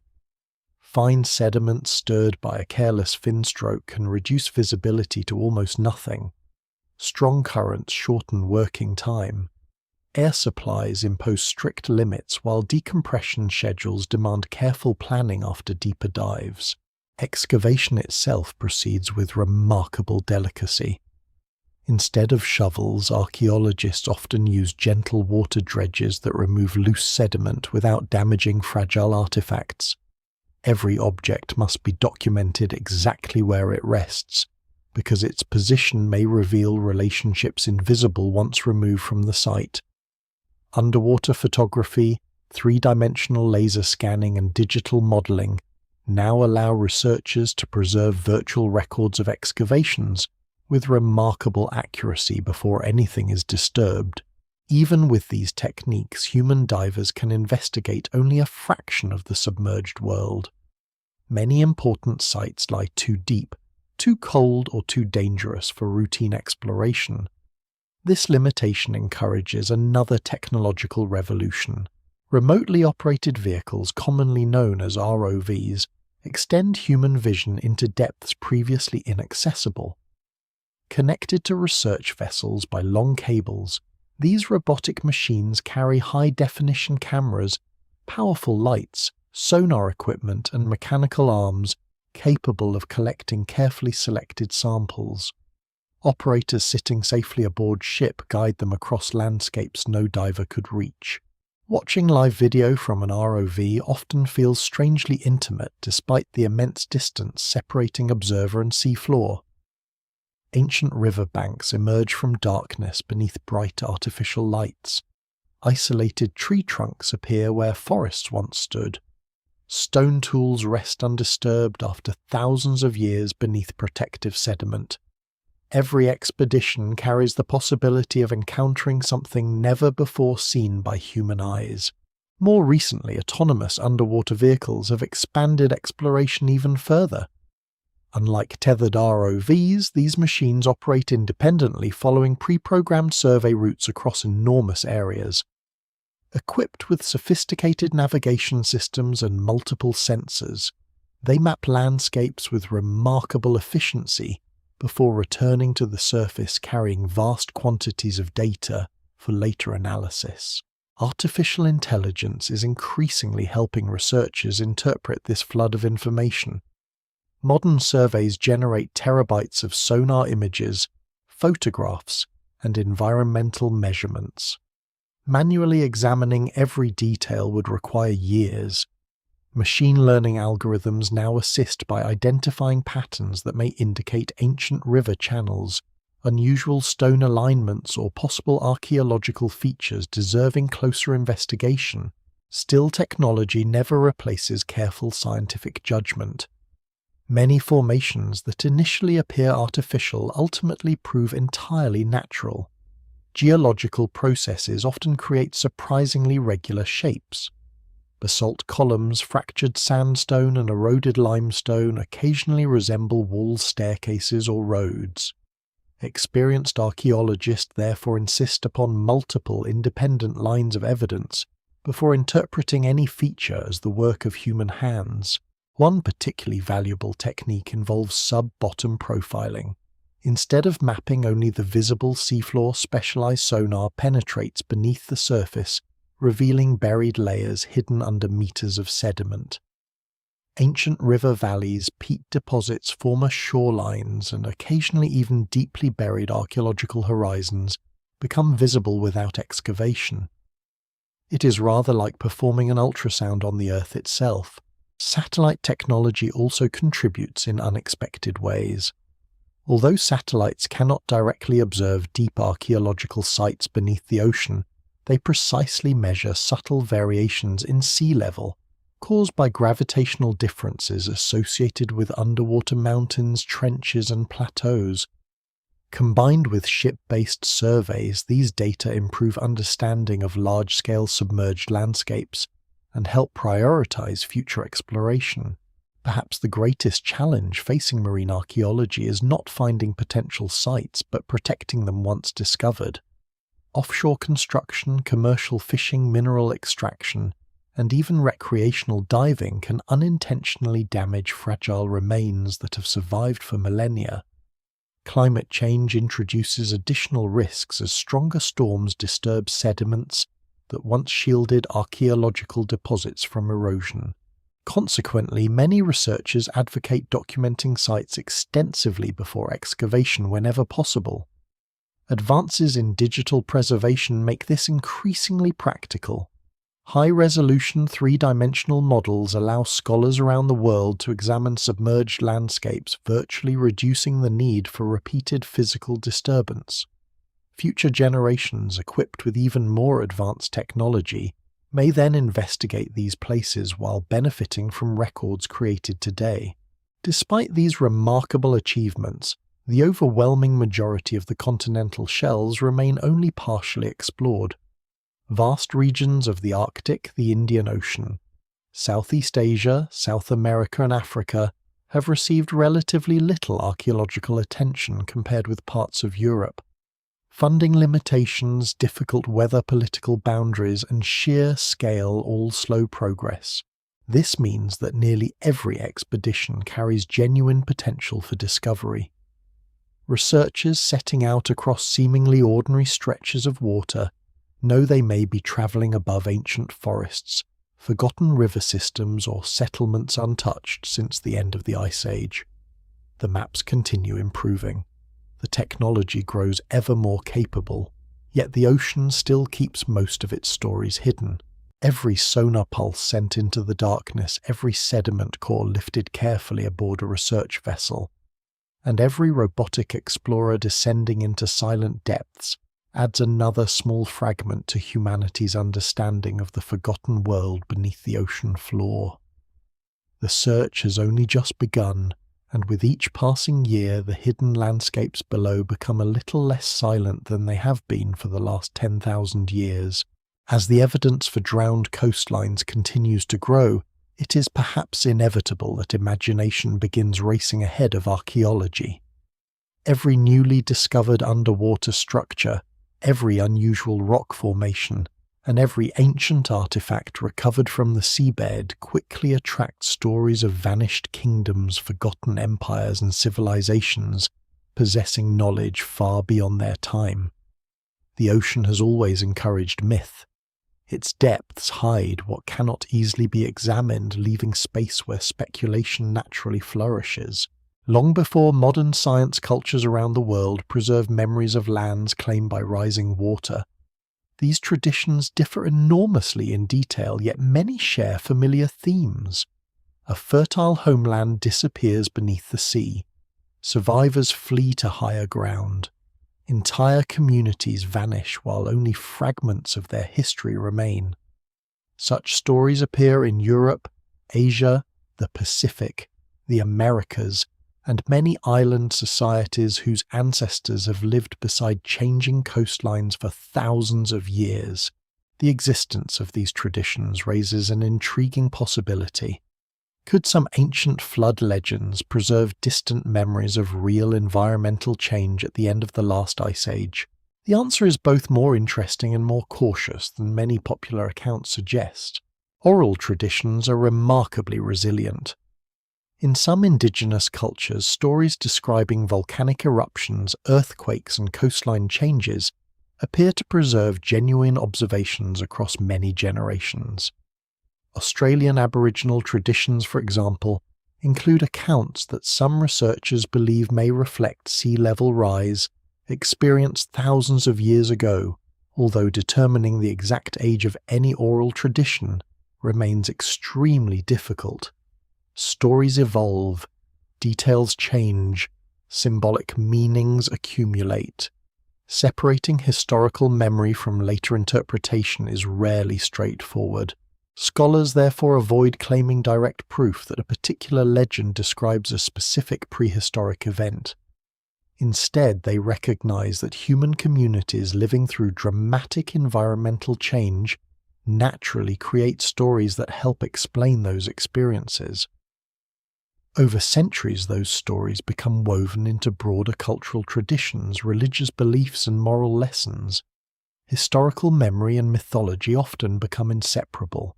Perhaps no lost land has captured the imagination more completely than Atlantis. According to the ancient Greek philosopher Plato, Atlantis is a powerful island civilization that ultimately disappears beneath the sea in a single catastrophic event. Ever since those writings survive into the modern world, countless expeditions have searched for physical evidence supporting the story. Proposed locations range across the Mediterranean, the Atlantic Ocean, the Caribbean, Antarctica, and even beyond. Yet mainstream historians overwhelmingly agree that Plato is almost certainly constructing a philosophical narrative rather than recording literal history. His account serves political and moral purposes within his writings. No archaeological evidence supports the existence of the vast advanced civilization described in the story, despite centuries of searching. Ironically, the fascination with Atlantis sometimes distracts attention from discoveries that are arguably even more remarkable. Scientists no longer need to imagine fictional continents disappearing beneath the waves, because real prehistoric landscapes have already been identified across large portions of the world's continental shelves. They may not contain marble palaces or impossible technologies, but they preserve something perhaps even more valuable: authentic evidence of ordinary human lives unfolding before the sea gradually claims their world. Another frequently discussed example concerns the Black Sea. During the late 20th century, researchers proposed that rising Mediterranean waters may have catastrophically flooded a previously isolated freshwater lake, transforming it into the modern Black Sea. Some suggest this event could have inspired later flood traditions found in the ancient Near East. The hypothesis attracts enormous attention because it appears to connect geological evidence with well-known cultural narratives. Subsequent research, however, produces a more complicated picture. While there is broad agreement that significant environmental changes occur in the region, scholars continue debating exactly how rapidly they happen and whether they involve a single catastrophic flood or a more gradual marine transgression. Once again, the evidence remains incomplete, reminding researchers that dramatic explanations must always be tested carefully. The same pattern repeats elsewhere. Near Japan, the underwater formations at Yonaguni inspire claims of a forgotten civilization, possessing monumental architecture older than any known culture. Detailed geological studies instead indicate that natural processes explain most of the visible structures, although debate continues regarding limited areas that may have experienced human modification. Off the coast of India, sonar surveys identify intriguing features beneath the Gulf of Kambat. Popular media quickly describe them as the ruins of one of humanity's oldest cities. Marine archaeologists respond more cautiously, noting that artifacts recovered from disturbed seabeds cannot easily be linked to specific architectural remains without controlled excavation. Geological formations, ancient river deposits, and human activity may all be present simultaneously, making simple conclusions impossible. These examples illustrate an important principle within archaeology. Extraordinary discoveries rarely emerge from spectacular images alone. They require careful dating-controlled excavation, environmental analysis, repeated verification, and comparison with surrounding evidence. A single photograph may inspire excitement, but it cannot establish historical fact. The public fascination with lost civilizations nevertheless performs one valuable function. It draws attention toward the genuine importance of submerged archaeology.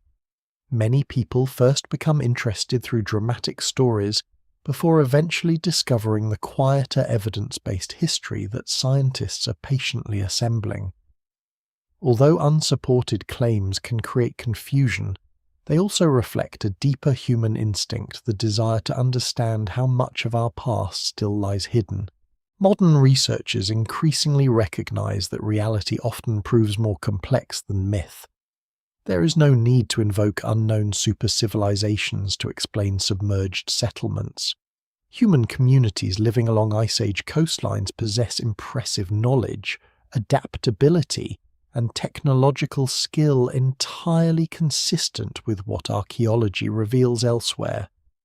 They build boats suited to local waters, manage seasonal resources efficiently, exchange materials across considerable distances, and respond creatively to changing environments. Their achievements become even more impressive precisely because they occur without the monumental architecture that often dominates popular imagination. A carefully constructed fish trap preserving food for an entire community may leave far less visible evidence than a pyramid, yet it reflects sophisticated understanding of tides, ecology, and engineering.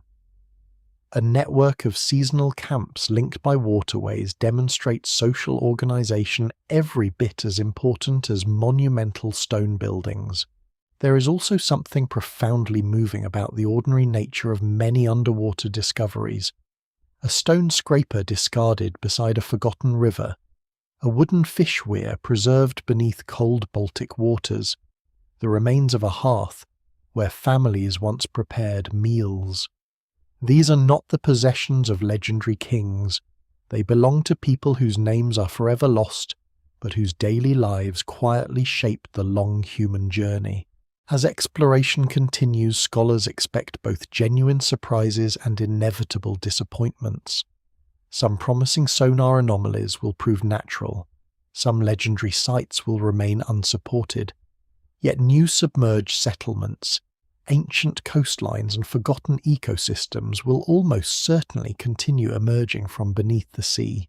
The lesson offered by these discoveries is subtle but powerful.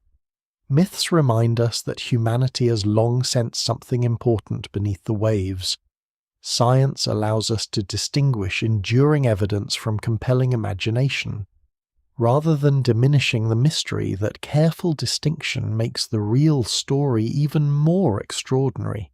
The forgotten world beneath the ocean floor does not need impossible civilizations or magical explanations. It is already one of the greatest archaeological frontiers on Earth, preserving authentic landscapes where countless generations lived, adapted, and eventually disappeared beneath rising seas, leaving behind just enough evidence for the modern world to begin rediscovering a history that has remained hidden for thousands of years. As more submerged landscapes emerge from scientific investigation, one conclusion becomes increasingly difficult to ignore. The greatest significance of these drowned worlds is not simply that they preserve lost settlements. Their true importance lies in the way they reshape humanity's understanding of its own expansion across the planet.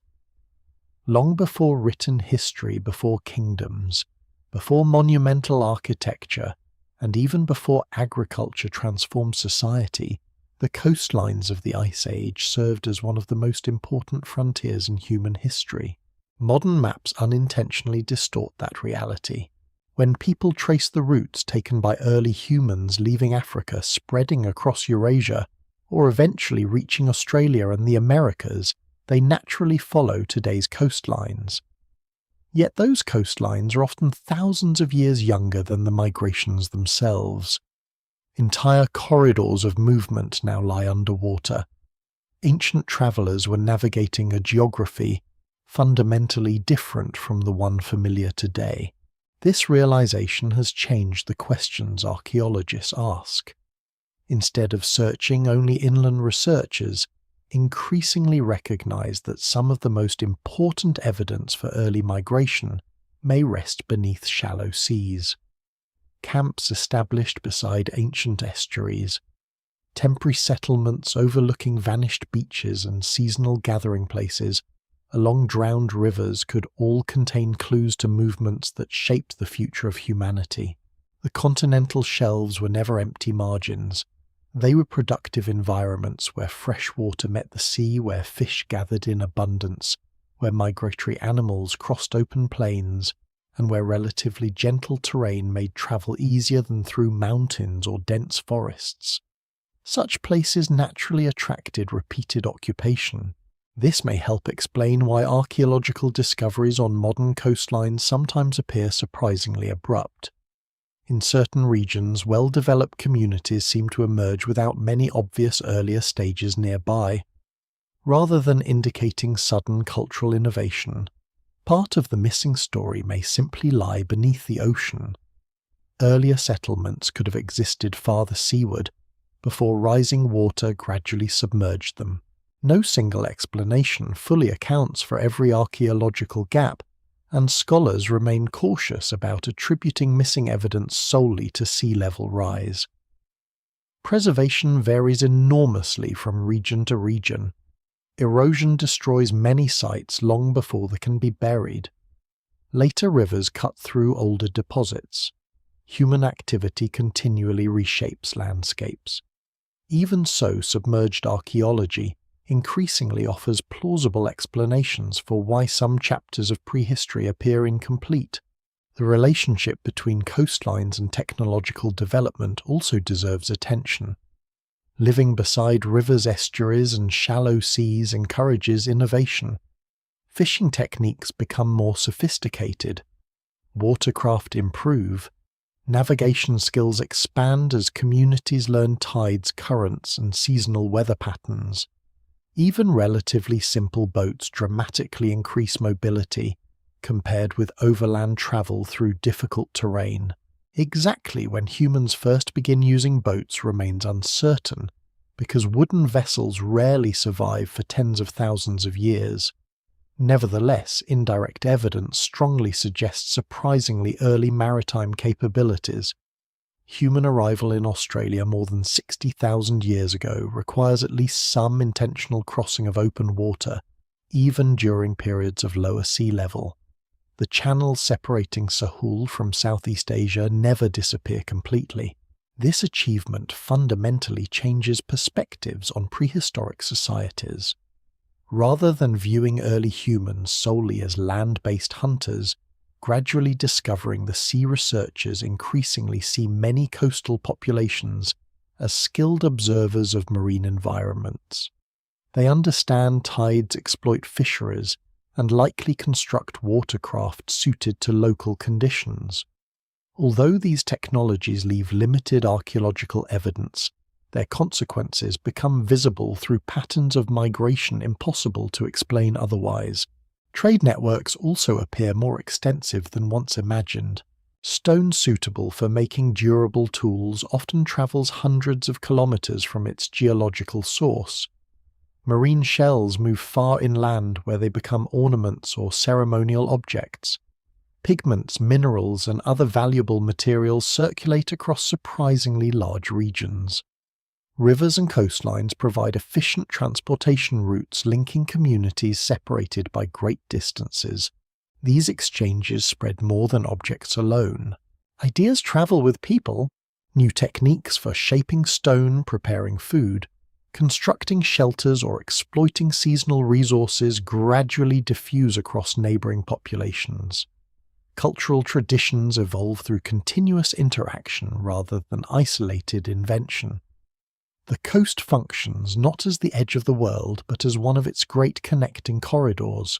This interconnectedness becomes especially important as climates fluctuate near the end of the Ice Age. Communities facing local environmental stress may possess opportunities unavailable to more isolated inland groups. Trade partners offer alternative resources. Maritime travel opens new territories. Knowledge acquired elsewhere provides strategies for adapting to unfamiliar conditions. Yet connectivity also changes as rising seas reshape geography. Broad plains that once allow easy travel gradually fragment into peninsulas and islands. Rivers widen into estuaries. Familiar overland routes disappear beneath expanding bays. Communities maintaining regular contact for centuries suddenly require boats to reach one another. Some connections weaken, others vanish altogether. Isolation encourages cultural divergence. Archaeologists observe increasing regional differences in tool styles, settlement patterns, and later agricultural traditions as coastlines assume their modern forms. Many factors contribute to these developments, but changing geography almost certainly plays an important role. The ocean simultaneously connects and separates depending upon available technology and local conditions. Human adaptation remains one of the most striking themes throughout this transformation. The archaeological record rarely supports images of helpless populations overwhelmed by environmental change. Instead, communities repeatedly demonstrate resilience. They relocate settlements, diversify food sources, modify technologies, establish new travel routes, continue exchanging materials despite shifting landscapes. That resilience, however, should not be mistaken for invulnerability. Every adaptation carries costs. Sacred places become inaccessible beneath rising water, burial grounds disappear, hunting territories shrink. Generations of accumulated environmental knowledge lose relevance as familiar ecosystems transform. Even when survival continues, the cultural landscape changes profoundly. It is worth remembering that these prehistoric societies possess no global understanding of climate. They cannot observe melting ice sheets thousands of kilometers away or calculate long-term sea level trends. They experience only local consequences. A shoreline retreats. A river becomes saltier. Wetlands expand where forests once stand. From their perspective, the world itself may simply seem increasingly unpredictable. Modern science allows those scattered local experiences to be assembled into a global narrative. Ice cores reveal warming temperatures. Coral reefs record changing sea levels. Sediment cores preserve migrating coastlines. Ancient DNA reconstructs vanished ecosystems. Archaeological discoveries place human communities within those changing environments. Each discipline contributes one piece of an immense puzzle extending across continents. Together they reveal that the forgotten world beneath today's oceans was never peripheral to human history. It stood at the center of some of humanity's greatest transitions. Along these drowned coastlines, people refined survival strategies, expanded into new territories, maintained far-reaching social connections, and adapted repeatedly to an environment undergoing one of the most significant natural transformations since our species emerged. The sea eventually concealed much of that story, but it did not erase it. Every submerged river valley, every ancient fish trap, every stone tool recovered from beneath the waves reminds us that human history has always unfolded in partnership with changing landscapes. The maps inherited today capture only the latest chapter. Beneath them lies an older geography one that shaped the movements, relationships, and resilience of countless generations long before the first city ever rose above the horizon. By now, the outline of the drowned world has become clearer. Ancient coastlines have been mapped beneath modern seas. Submerged forests confirm that dry land once stretched far beyond today's shores. Stone tools, campsites, fish traps, and settlements demonstrate that people lived across those vanished landscapes for thousands of years. Yet for every discovery that enters scientific literature, countless questions remain unanswered. In many respects, the greatest mystery is no longer whether these forgotten worlds existed. It is how much of them still waits undiscovered beneath the ocean floor. The scale of the challenge is almost overwhelming. More than 70% of Earth's surface lies beneath water, and vast portions of the continental shelves remain only partially surveyed. Even in regions that have received decades of research, detailed archaeological exploration covers only a tiny fraction of the available landscape. A single research expedition may spend weeks examining an area that represents only a few square kilometers of a drowned plain stretching for hundreds of thousands of square kilometers. Unlike excavations on land where archaeologists can often identify promising sites through visible ruins or changes in topography, underwater researchers frequently begin with almost no direct clues. Everything depends on probabilities. If prehistoric people preferred fresh water, then ancient rivers become likely targets. If they favored sheltered bays, then drowned estuaries deserve careful attention. If elevated ground offered protection from seasonal flooding, then submerged ridges and low hills become promising places to investigate. Each decision resembles placing a careful bet against enormous odds. Technology continues improving those odds, but it cannot eliminate uncertainty. One of the greatest obstacles is sediment itself. Throughout thousands of years, rivers have carried immense quantities of sand, clay, and organic matter into the sea. Storms redistribute these deposits again and again. In many places, ancient landscapes now lie buried beneath several meters or even tens of meters of younger sediment. A perfectly preserved settlement may exist below, completely invisible to cameras or conventional sonar. Sub-bottom profiling helps reveal some buried features, yet even this technology has limitations. Different sediments absorb sound differently. Rocky layers interfere with imaging. Deep burial reduces resolution. Researchers often know something unusual lies below without being able to identify exactly what it is. Excavating such deeply buried sites presents another challenge entirely. Marine archaeology is already among the most expensive forms of archaeological research. Specialized research vessels, remotely operated vehicles, autonomous underwater systems, diving teams, conservation laboratories, and advanced mapping equipment require substantial funding. Digging through thick underwater sediment while preserving fragile artifacts increases those costs dramatically. As a result, many potentially important locations remain untouched, not because they lack scientific value, but because investigating them exceeds available resources. The Arctic represents one of the most intriguing frontiers.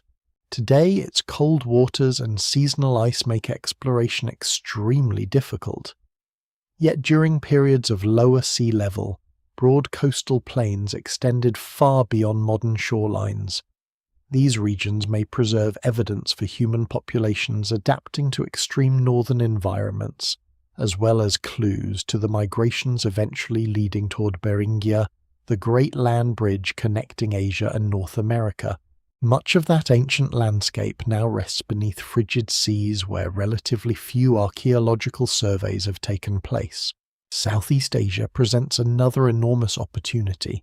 During the Ice Age, Sunderland forms one of the largest continuous tropical landscapes on Earth.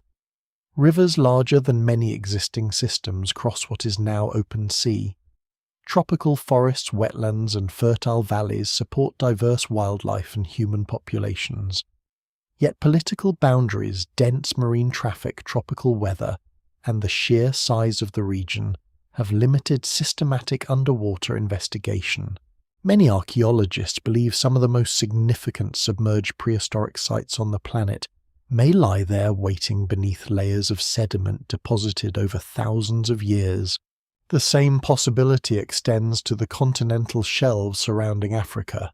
Because our own species originates on that continent, drowned coastal landscapes may preserve invaluable evidence concerning the behavior of early Homo sapiens. Stone tool traditions, shellfish, gathering seasonal settlement patterns and perhaps even traces of symbolic behavior could survive beneath waters that have received comparatively little archaeological attention. Scholars remain especially interested in coastal adaptation because growing evidence suggests marine resources play an important role in the evolution of human diets and social organization. Yet many of the coastlines occupied by these early populations no longer exist above water. Climate change introduces both opportunities and dangers for this research. In some northern regions, retreating sea ice extends the field season, allowing researchers access to areas that were previously inaccessible for much of the year. Advances in satellite positioning, autonomous vehicles, and digital imaging further improve exploration. At the same time, stronger storms increase coastal erosion. Powerful waves strip away sediments that have protected fragile archaeological sites for millennia. Offshore construction expands into previously undisturbed regions. Deep-sea mining, though, still limited in many areas, raises concerns about future impacts on underwater cultural heritage. Once an ancient site is damaged, the information it contains can never be fully recovered. This urgency has encouraged growing international cooperation. Marine archaeologists increasingly collaborate with geologists, climate scientists, oceanographers, ecologists, geneticists, and indigenous communities whose traditional knowledge often provides valuable insight into changing coastlines. No single discipline possesses all the answers. The forgotten world beneath the ocean demands an equally interconnected approach to understanding it. Artificial intelligence may soon transform the search even further. Modern surveys produce enormous datasets far beyond what individual researchers can examine manually. Machine learning systems are becoming increasingly capable of recognizing subtle patterns within sonar imagery, identifying buried river systems, distinguishing geological formations from possible archaeological features, and prioritizing locations for future investigation. Even so, experienced scientists emphasize that algorithms cannot replace interpretation. A computer may detect an unusual alignment of stones. Only careful excavation can determine whether those stones once formed part of a human-built structure, or whether natural geological processes arranged them over thousands of years. Perhaps the greatest unanswered question concerns the number of people who once inhabited these drowned landscapes. Were they sparsely populated seasonal territories used only during favourable weather? Or did some continental shelves support surprisingly dense networks of interconnected communities? Current evidence suggests enormous regional variation. Some areas likely host only temporary hunting camps. Others may support substantial long-term settlements. Until much more of the seafloor is investigated, certainty remains impossible. This uncertainty is not a weakness of modern science. It is one of its greatest strengths. Rather than filling gaps with speculation, researchers openly acknowledge where evidence ends and inference begins. Every new discovery has the potential to confirm existing ideas, refine them, or overturn them entirely. That willingness to revise understanding distinguishes genuine investigation from legend. Standing today on a modern shoreline, it is easy to believe the visible horizon marks the edge of familiar history. In reality, that horizon often conceals another continent, not one of fantasy or forgotten empires, but one composed of real rivers, forests, wetlands, villages, hunting grounds, and generations of ordinary people whose lives unfolded where waves now rise and fall. The ocean has guarded those landscapes for thousands of years. Its silence has never meant emptiness. It has only meant that humanity has only recently learned how to begin listening. The story of the drowned world reaches far beyond archaeology. Beneath every submerged forest, every buried river, and every forgotten settlement lies a lesson that extends into the present. The people who once walked those vanished coastlines are separated from the modern world by thousands of years, different technologies, and entirely different cultures. Yet they share one experience that remains deeply familiar. They live through a changing environment whose full consequences unfold too slowly to be fully understood within a single lifetime. That realization makes these ancient landscapes feel unexpectedly close. The end of the last ice age is one of the greatest natural transformations in recent geological history. Ice sheets that had covered continents for tens of thousands of years gradually disappear. Sea levels rise by more than 100 meters. Entire ecosystems shift northward or to higher elevations. Rivers establish new courses. Islands emerge where hills once stood. Coastlines retreat across immense distances. None of these changes occurs because human societies fail or succeed. They unfold because the Earth itself is changing. Yet the human response to those changes varies enormously. Some communities relocate repeatedly while preserving important traditions. Others develop new technologies suited to unfamiliar environments. Networks of exchange allow resources and ideas to move across wide regions, increasing resilience during periods of uncertainty. The archaeological record rarely reveals passive victims waiting helplessly for disaster.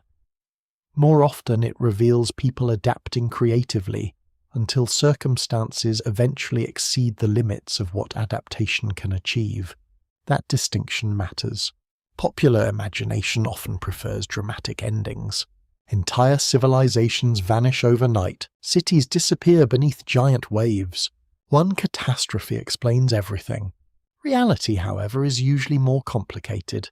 Most environmental transformations unfold through countless individual decisions made over generations. A family chooses higher ground after repeated flooding. A settlement gradually shifts inland. Fishing replaces hunting in one region, while forests replace grasslands in another. No single decision appears historically significant at the time, yet together those choices reshape human geography across continents. Modern climate science examines remarkably similar processes, though under very different circumstances.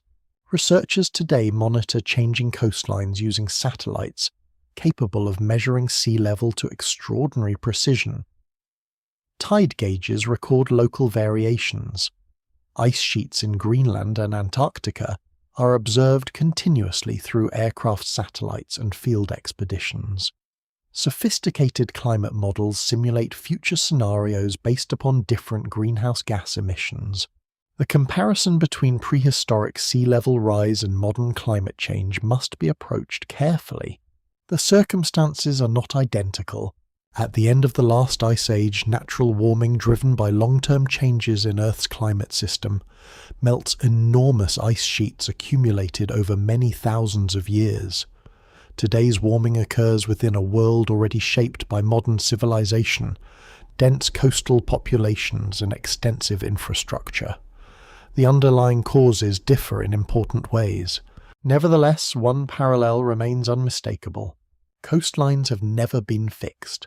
Human societies have always existed within landscapes capable of profound transformation. The drowned continental shelves remind us that the shorelines appearing permanent on modern maps represent only temporary positions within a much longer geological history. This perspective encourages humility. Cities that seem inseparable from the sea, New York, Shanghai, London, Mumbai, Lagos, Sydney, Rio de Janeiro, and countless others occupy coastlines that have shifted repeatedly throughout Earth's past. Their existence depends not upon geological permanence, but upon a balance between natural processes and human adaptation. Ancient communities understand this balance instinctively even if they cannot explain its global causes. They observe tides, notice changing river channels, recognize shifting wetlands, adjust seasonal movements, adapt building locations. Their knowledge is intensely local because local knowledge determines survival. Modern societies possess a broader scientific understanding, while simultaneously becoming more dependent upon infrastructure fixed to particular places. Ports, highways, airports, industrial zones, sea walls, and dense urban neighborhoods represent investments measured not in generations but in centuries. The challenge of adapting to environmental change therefore assumes different forms, even if the underlying reality that coastlines evolve remains constant. Marine archaeology contributes to this discussion in unexpected ways. By reconstructing drowned landscapes, scientists improve models of past sea level rise sediment transport and coastal evolution. Those same models help predict how modern coastlines may respond to future environmental changes. Ancient river systems influence offshore engineering. Buried peat deposits affect seabed stability. Understanding prehistoric geography becomes relevant not only to historians, but also to geologists, environmental planners, and coastal engineers. There is another lesson hidden within these submerged worlds. Human history is far more incomplete than many people realize. For centuries, archaeology naturally concentrates upon places still visible above ground. Mountains preserve caves, deserts protect abandoned settlements, dry climates safeguard ancient documents. Meanwhile, countless coastal sites simply disappear beneath the sea. This creates an unavoidable bias in the surviving record. Researchers increasingly suspect that many important innovations, migrations, and cultural developments occur along coastlines whose evidence has since been submerged. The absence of archaeological remains does not necessarily indicate the absence of human activity. Sometimes it simply reflects the fact that the relevant landscape no longer exists above water. Recognizing that limitation changes how prehistory is interpreted. Silence in the archaeological record becomes something to investigate rather than automatically accept. Missing chapters may not be missing forever. They may simply be waiting beneath shallow seas beyond the reach of earlier generations of researchers. This realization has already transformed several long-standing debates. Questions concerning the spread of maritime technology, coastal migration routes, early fishing traditions and settlement patterns increasingly incorporate submerged archaeology as an essential source of evidence rather than an occasional curiosity. The forgotten world beneath the ocean floor is gradually moving from the margins of archaeological research toward its center. Perhaps the most profound lesson, however, concerns perspective. Human civilization often measures time in decades or centuries. Geology measures it in millennia. The drowned coastlines remind us that both scales operate simultaneously. A river shaping a valley over tens of thousands of years may disappear beneath the sea within a comparatively brief geological interval. A community thriving for hundreds of generations may ultimately leave behind only a handful of stone tools preserved beneath marine sediment. Yet those small remnants prove sufficient for future generations to reconstruct remarkable stories. Every pollen grain, every fragment of charcoal, every buried fish trap, every ancient footprint preserved beneath layers of mud becomes part of a conversation, extending across thousands of years.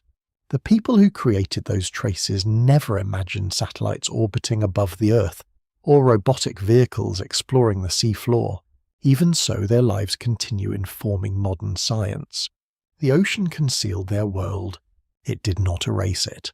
Instead, it transformed their homeland into one of humanity's greatest historical archives, preserving lessons about resilience, adaptation, environmental change, and the enduring relationship between people and the landscapes they call home. The farther research advances into the drowned landscapes of the continental shelves, the more apparent another truth becomes. Every generation of scientists believes it has finally reached the limits of discovery, only for new technology to reveal an even larger horizon waiting beyond it. The forgotten world beneath the ocean floor is not a mystery that is gradually disappearing. In many ways, every answer uncovers several new questions, making the hidden landscape feel even larger than before. Consider how dramatically understanding has changed within only a few decades. Not long ago, submerged archaeology focused primarily on shipwrecks. Ancient vessels preserved beneath the sea were rightly regarded as extraordinary discoveries, offering direct glimpses into trade warfare navigation and everyday life from historical civilizations. Today, while shipwreck archaeology remains enormously important, attention has expanded far beyond individual wrecks. Researchers now think in terms of entire drowned ecosystems. Instead of searching only for isolated artifacts, they reconstruct complete landscapes. Where did rivers once flow? Where did freshwater springs emerge? Where would animals most likely gather during different seasons? Which elevated ridges offered safe settlement above seasonal floods? By answering these questions, archaeologists no longer search blindly. They begin investigating ancient environments almost as if they were still visible on land. This landscape-first approach is steadily transforming marine archaeology. Rather than hoping to stumble upon remarkable discoveries through chance alone, scientists increasingly predict where important sites should exist before setting foot aboard a research vessel. Geological reconstruction guides archaeological exploration, while archaeological discoveries refine geological models in return. The collaboration extends even further. Oceanographers contribute knowledge about currents capable of transporting sediments across thousands of years. Paleoclimatologists reconstruct rainfall and temperature patterns. Geophysicists interpret buried landforms hidden beneath younger deposits. Marine biologists explain how shellfish beds, coral growth, and underwater organisms affect preservation. Computer scientists process enormous datasets impossible for individual researchers to examine manually. The forgotten world beneath the ocean is becoming one of the most interdisciplinary fields in modern science. Future exploration may depend as much upon advances in computing as upon improvements in diving equipment.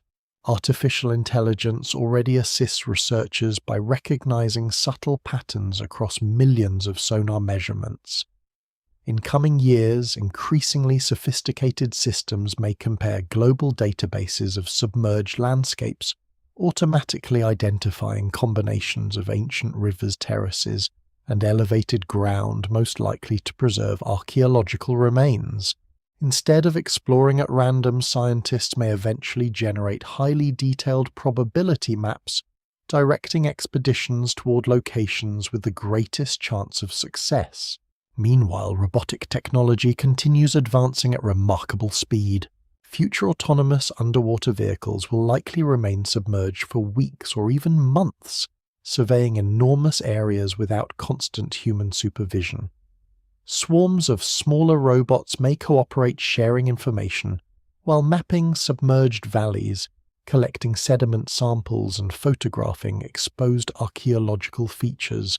Some engineers are even developing underwater robots capable of extremely delicate excavation, removing thin layers of sediment while minimizing disturbance to fragile sites.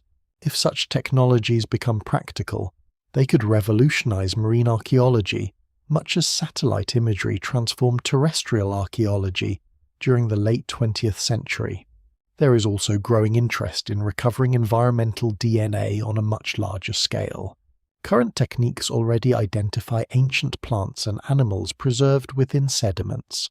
As genetic databases expand, future researchers may reconstruct entire ecosystems from microscopic traces alone. Instead of finding isolated bones or pollen grains, they could identify dozens or even hundreds of species that once inhabited drowned landscapes, including organisms leaving almost no visible fossil record.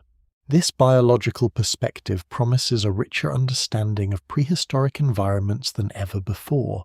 Equally exciting is the possibility of discovering exceptionally preserved archaeological sites. Most ancient settlements lose organic materials long before modern scientists encounter them. Wood decays, leather disappears, textiles rot away. Yet under rare conditions, oxygen-poor sediments protect these fragile objects for thousands of years. The Baltic Sea has already demonstrated how extraordinary such preservation can be. Cold low oxygen conditions have safeguarded wooden shipwrecks in astonishing detail.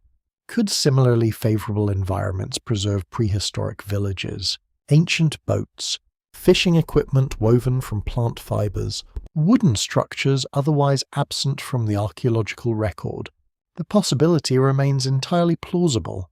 Scholars avoid making dramatic predictions about what will eventually be found, yet they acknowledge that remarkable discoveries almost certainly remain hidden beneath protective sediments. Some may already lie directly beneath busy shipping lanes. Others may rest beneath offshore wind farms, oil platforms, or regions never before examined with archaeological methods. The scale of the unexplored world is simply too large to assume that all major discoveries have already been made. At the same time, the race against time is becoming increasingly urgent. Human activity across continental shelves continues expanding. Submarine communication cables connect continents. Renewable energy projects occupy growing areas of shallow water. Commercial fishing employs heavy equipment capable of disturbing archaeological deposits. Future seabed mining, if expanded significantly, could affect regions containing undiscovered cultural heritage. Each development highlights the importance of identifying and documenting vulnerable sites before they are damaged. International cooperation has therefore become increasingly important.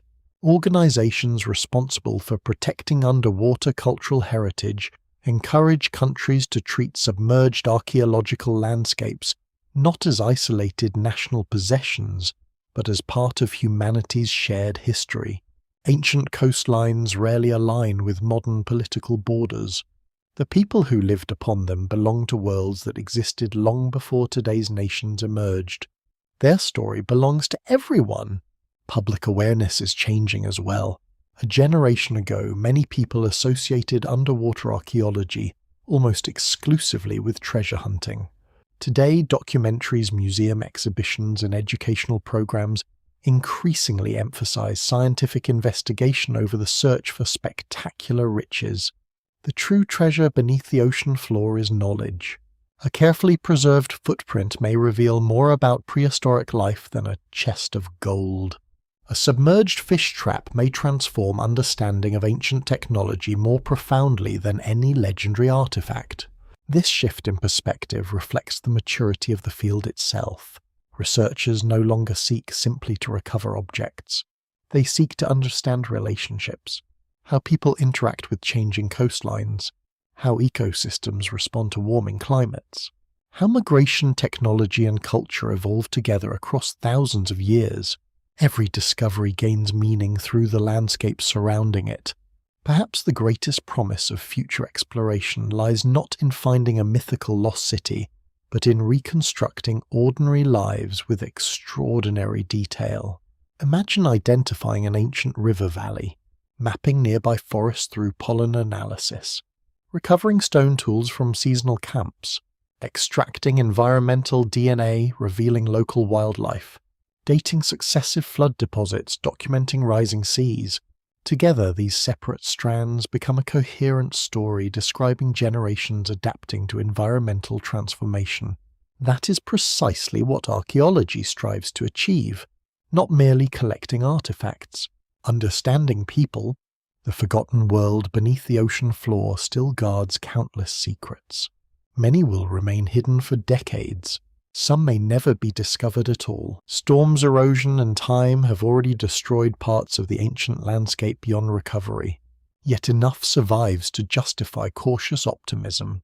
Every year, new technologies illuminate places that previous generations could scarcely imagine investigating. Every expedition expands humanity's map of its own past. Every carefully recovered fragment reminds us that history has always extended far beyond the visible horizon. The ocean has concealed these landscapes for thousands of years with extraordinary patience. Science is only beginning to answer that patience with curiosity, equal to the task revealing that beneath the waves lies not merely a forgotten world, but an unfinished story whose final chapters have yet to be written. The story begins with a coastline that no longer exists. It ends with an entirely different way of seeing the world. Standing beside the ocean today, it's almost impossible to imagine that the horizon conceals not only water, but the remains of countless forgotten landscapes. Beaches feel permanent because they outlast individual lives. Cliffs appear ancient because they endure for centuries. The sea itself seems eternal, stretching beyond sight exactly as it has for as long as memory can reach. Yet memory is astonishingly short when measured against geological time. The shore beneath a person's feet is not the shoreline known to the first farmers, nor to the hunters who followed mammoths across northern plains, nor to the earliest communities that learned to gather shellfish from quiet estuaries at the close of the Ice Age. Every coastline on Earth is only a temporary boundary paused briefly within an endless conversation between land, water, climate, and time. The forgotten world beneath the ocean floor reminds us of that conversation more clearly than almost any other place on the planet. Over the course of this journey, scattered discoveries have gradually assembled into something much larger than anyone could have imagined a century ago. Ancient river valleys extend beneath modern seas, exactly where geological models predict they should. Forests still anchor themselves in drowned soil after thousands of years beneath salt water. Campsites, fish traps, hearths, stone tools, and early settlements confirm that people did not merely pass through these vanished landscapes. They called them home. None of those people knew they were living inside one of the greatest geographical transitions in human history. Children grew into adults believing familiar rivers would always flow toward familiar coasts. Hunters returned season after season to valleys that eventually disappeared beneath tidal waters. Families buried their dead in places that now lie hidden beneath layers of marine sediment. Generations inherited detailed knowledge of landscapes destined to vanish before written history could preserve their names. There is something profoundly human about that realization. History often celebrates extraordinary individuals, kings, explorers, conquerors, inventors. Yet the submerged world belongs mostly to ordinary people whose names will never be known. People who repaired fishing nets, gathered firewood, watched changing weather, crossed rivers with children, followed migrating animals, adapted quietly to environmental changes that unfolded one generation at a time. Their achievements survive not because monuments proclaimed them, but because tiny fragments escaped complete destruction. A carefully shaped flint blade, a line of wooden stakes preserving an ancient fish trap, charcoal resting beneath layers of mud, pollen carried by the wind, DNA preserved within silent sediment. Each fragment appears insignificant alone. Together they recover an entire lost chapter of humanity's shared story. Perhaps the greatest lesson emerging from these discoveries is not about disappearance, but about continuity. The sea did not erase human history. It simply relocated part of its archive. For centuries, archaeology concentrated almost entirely upon the visible world. Mountains, deserts, caves, abandoned cities, and surviving monuments naturally attracted attention because they remained accessible. Now the continental shelves are revealing another archive every bit as important. One hidden beneath water rather than buried beneath soil. One preserved through darkness, cold, and oxygen-poor sediments instead of dry desert air. One that expands our understanding not by replacing previous discoveries but by completing them. Even so, humility remains essential. The evidence remains incomplete. Scholars still debate countless details concerning migration routes, settlement density, coastal adaptation, and the precise timing of environmental change. Natural processes continue to reshape submerged landscapes long after people disappear from them. Some archaeological sites have almost certainly been destroyed forever. Others remain buried beneath sediments so deep that present technology cannot yet reach them. No single explanation fully accounts for every mystery resting beneath the sea. That uncertainty is not disappointing. It is inspiring. Science advances not by eliminating mystery altogether, but by replacing larger mysteries with better questions. Every newly mapped river valley raises questions about the people who travelled beside it. Every submerged forest invites investigation into the climate that sustained it. Every recovered artifact suggests thousands more may still remain hidden nearby. The ocean continues encouraging curiosity because it has never surrendered all its secrets at once. There is also a broader perspective that quietly emerges from this story. Human civilization often imagines itself as fixed upon stable ground. Maps reinforce that impression. Borders appear permanent. Cities seem securely anchored. Coastlines become familiar. The drowned world beneath the ocean reminds us that none of these assumptions lasts forever. Land rises and sinks. Ice grows and melts. Rivers change direction. The sea advances and retreats. Civilizations adapt. Sometimes they succeed brilliantly. Sometimes they disappear. Yet life continues finding new ways to inhabit changing landscapes. In that sense, the forgotten world beneath today's oceans is not truly separate from the modern world. Its story continues. Scientists aboard research vessels lower sonar equipment into dark water. Marine archaeologists carefully brush away sediment from stone tools untouched for thousands of years. Geologists analyze microscopic shells that record vanished climates. Computer models reconstruct rivers that no longer flow. Every discovery creates a bridge between people separated by immense stretches of time but connected through the same changing planet. Perhaps somewhere beneath an ordinary stretch of sea a remarkably preserved settlement still waits. A wooden boat rests beneath protective mud. Ancient footprints remain impressed within buried clay. A forgotten campsite lies exactly where the last evening fire faded before rising water finally claimed the land. Perhaps those places will be discovered in the coming decades. Perhaps they will remain hidden for centuries more. Either possibility carries its own quiet beauty. The ocean is patient. It has guarded these landscapes through storm-shifting currents, changing climates, and the rise and fall of civilizations.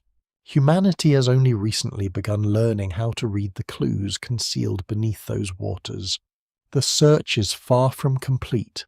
Indeed, it may only be beginning. Every expedition, every sediment core, every sonar survey, every cautious excavation reveals that the greatest unexplored frontier of human history may not lie on another continent or another planet.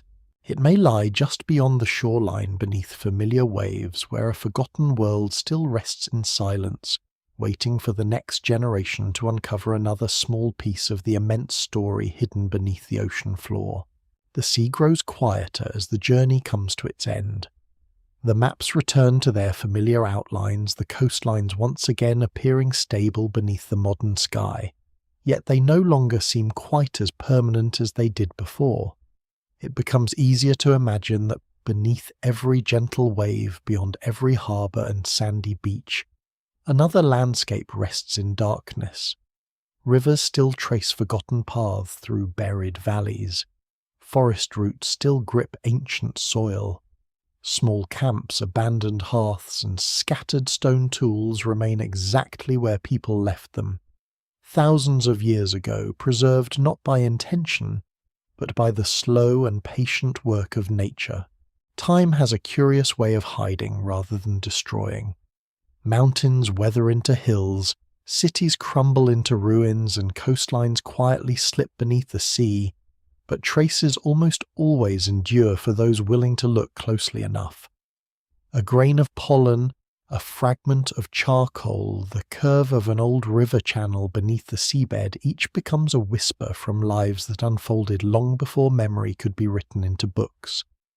Those whispers remind us that history belongs not only to great empires and famous rulers, but also to ordinary families whose names have disappeared while their footprints remain faintly impressed beneath layers of ancient sediment. The forgotten world beneath the ocean floor invites a quieter kind of wonder. It asks for patience rather than certainty, curiosity rather than spectacle. Every discovery is incomplete, every answer opens another question, and every expedition reveals only a small corner of a landscape that once stretched farther than anyone living today has ever seen. That unfinished quality is part of its enduring beauty. There will always be another submerged valley to map another sediment core, to examine another forgotten shoreline waiting beneath calm water. Perhaps that is the most lasting image to carry away. Somewhere beyond the visible horizon, sunlight fades through green water until it reaches a silent plain untouched for thousands of years. Fish drift above places where people once watched the seasons change. Ocean currents pass over forests that have not felt the wind since the Ice Age. The Earth remembers every one of those places, even if human memory does not. And as long as those hidden landscapes remain beneath the waves, the story is never truly over. It simply waits quietly and patiently beneath the ocean until another generation is ready to listen.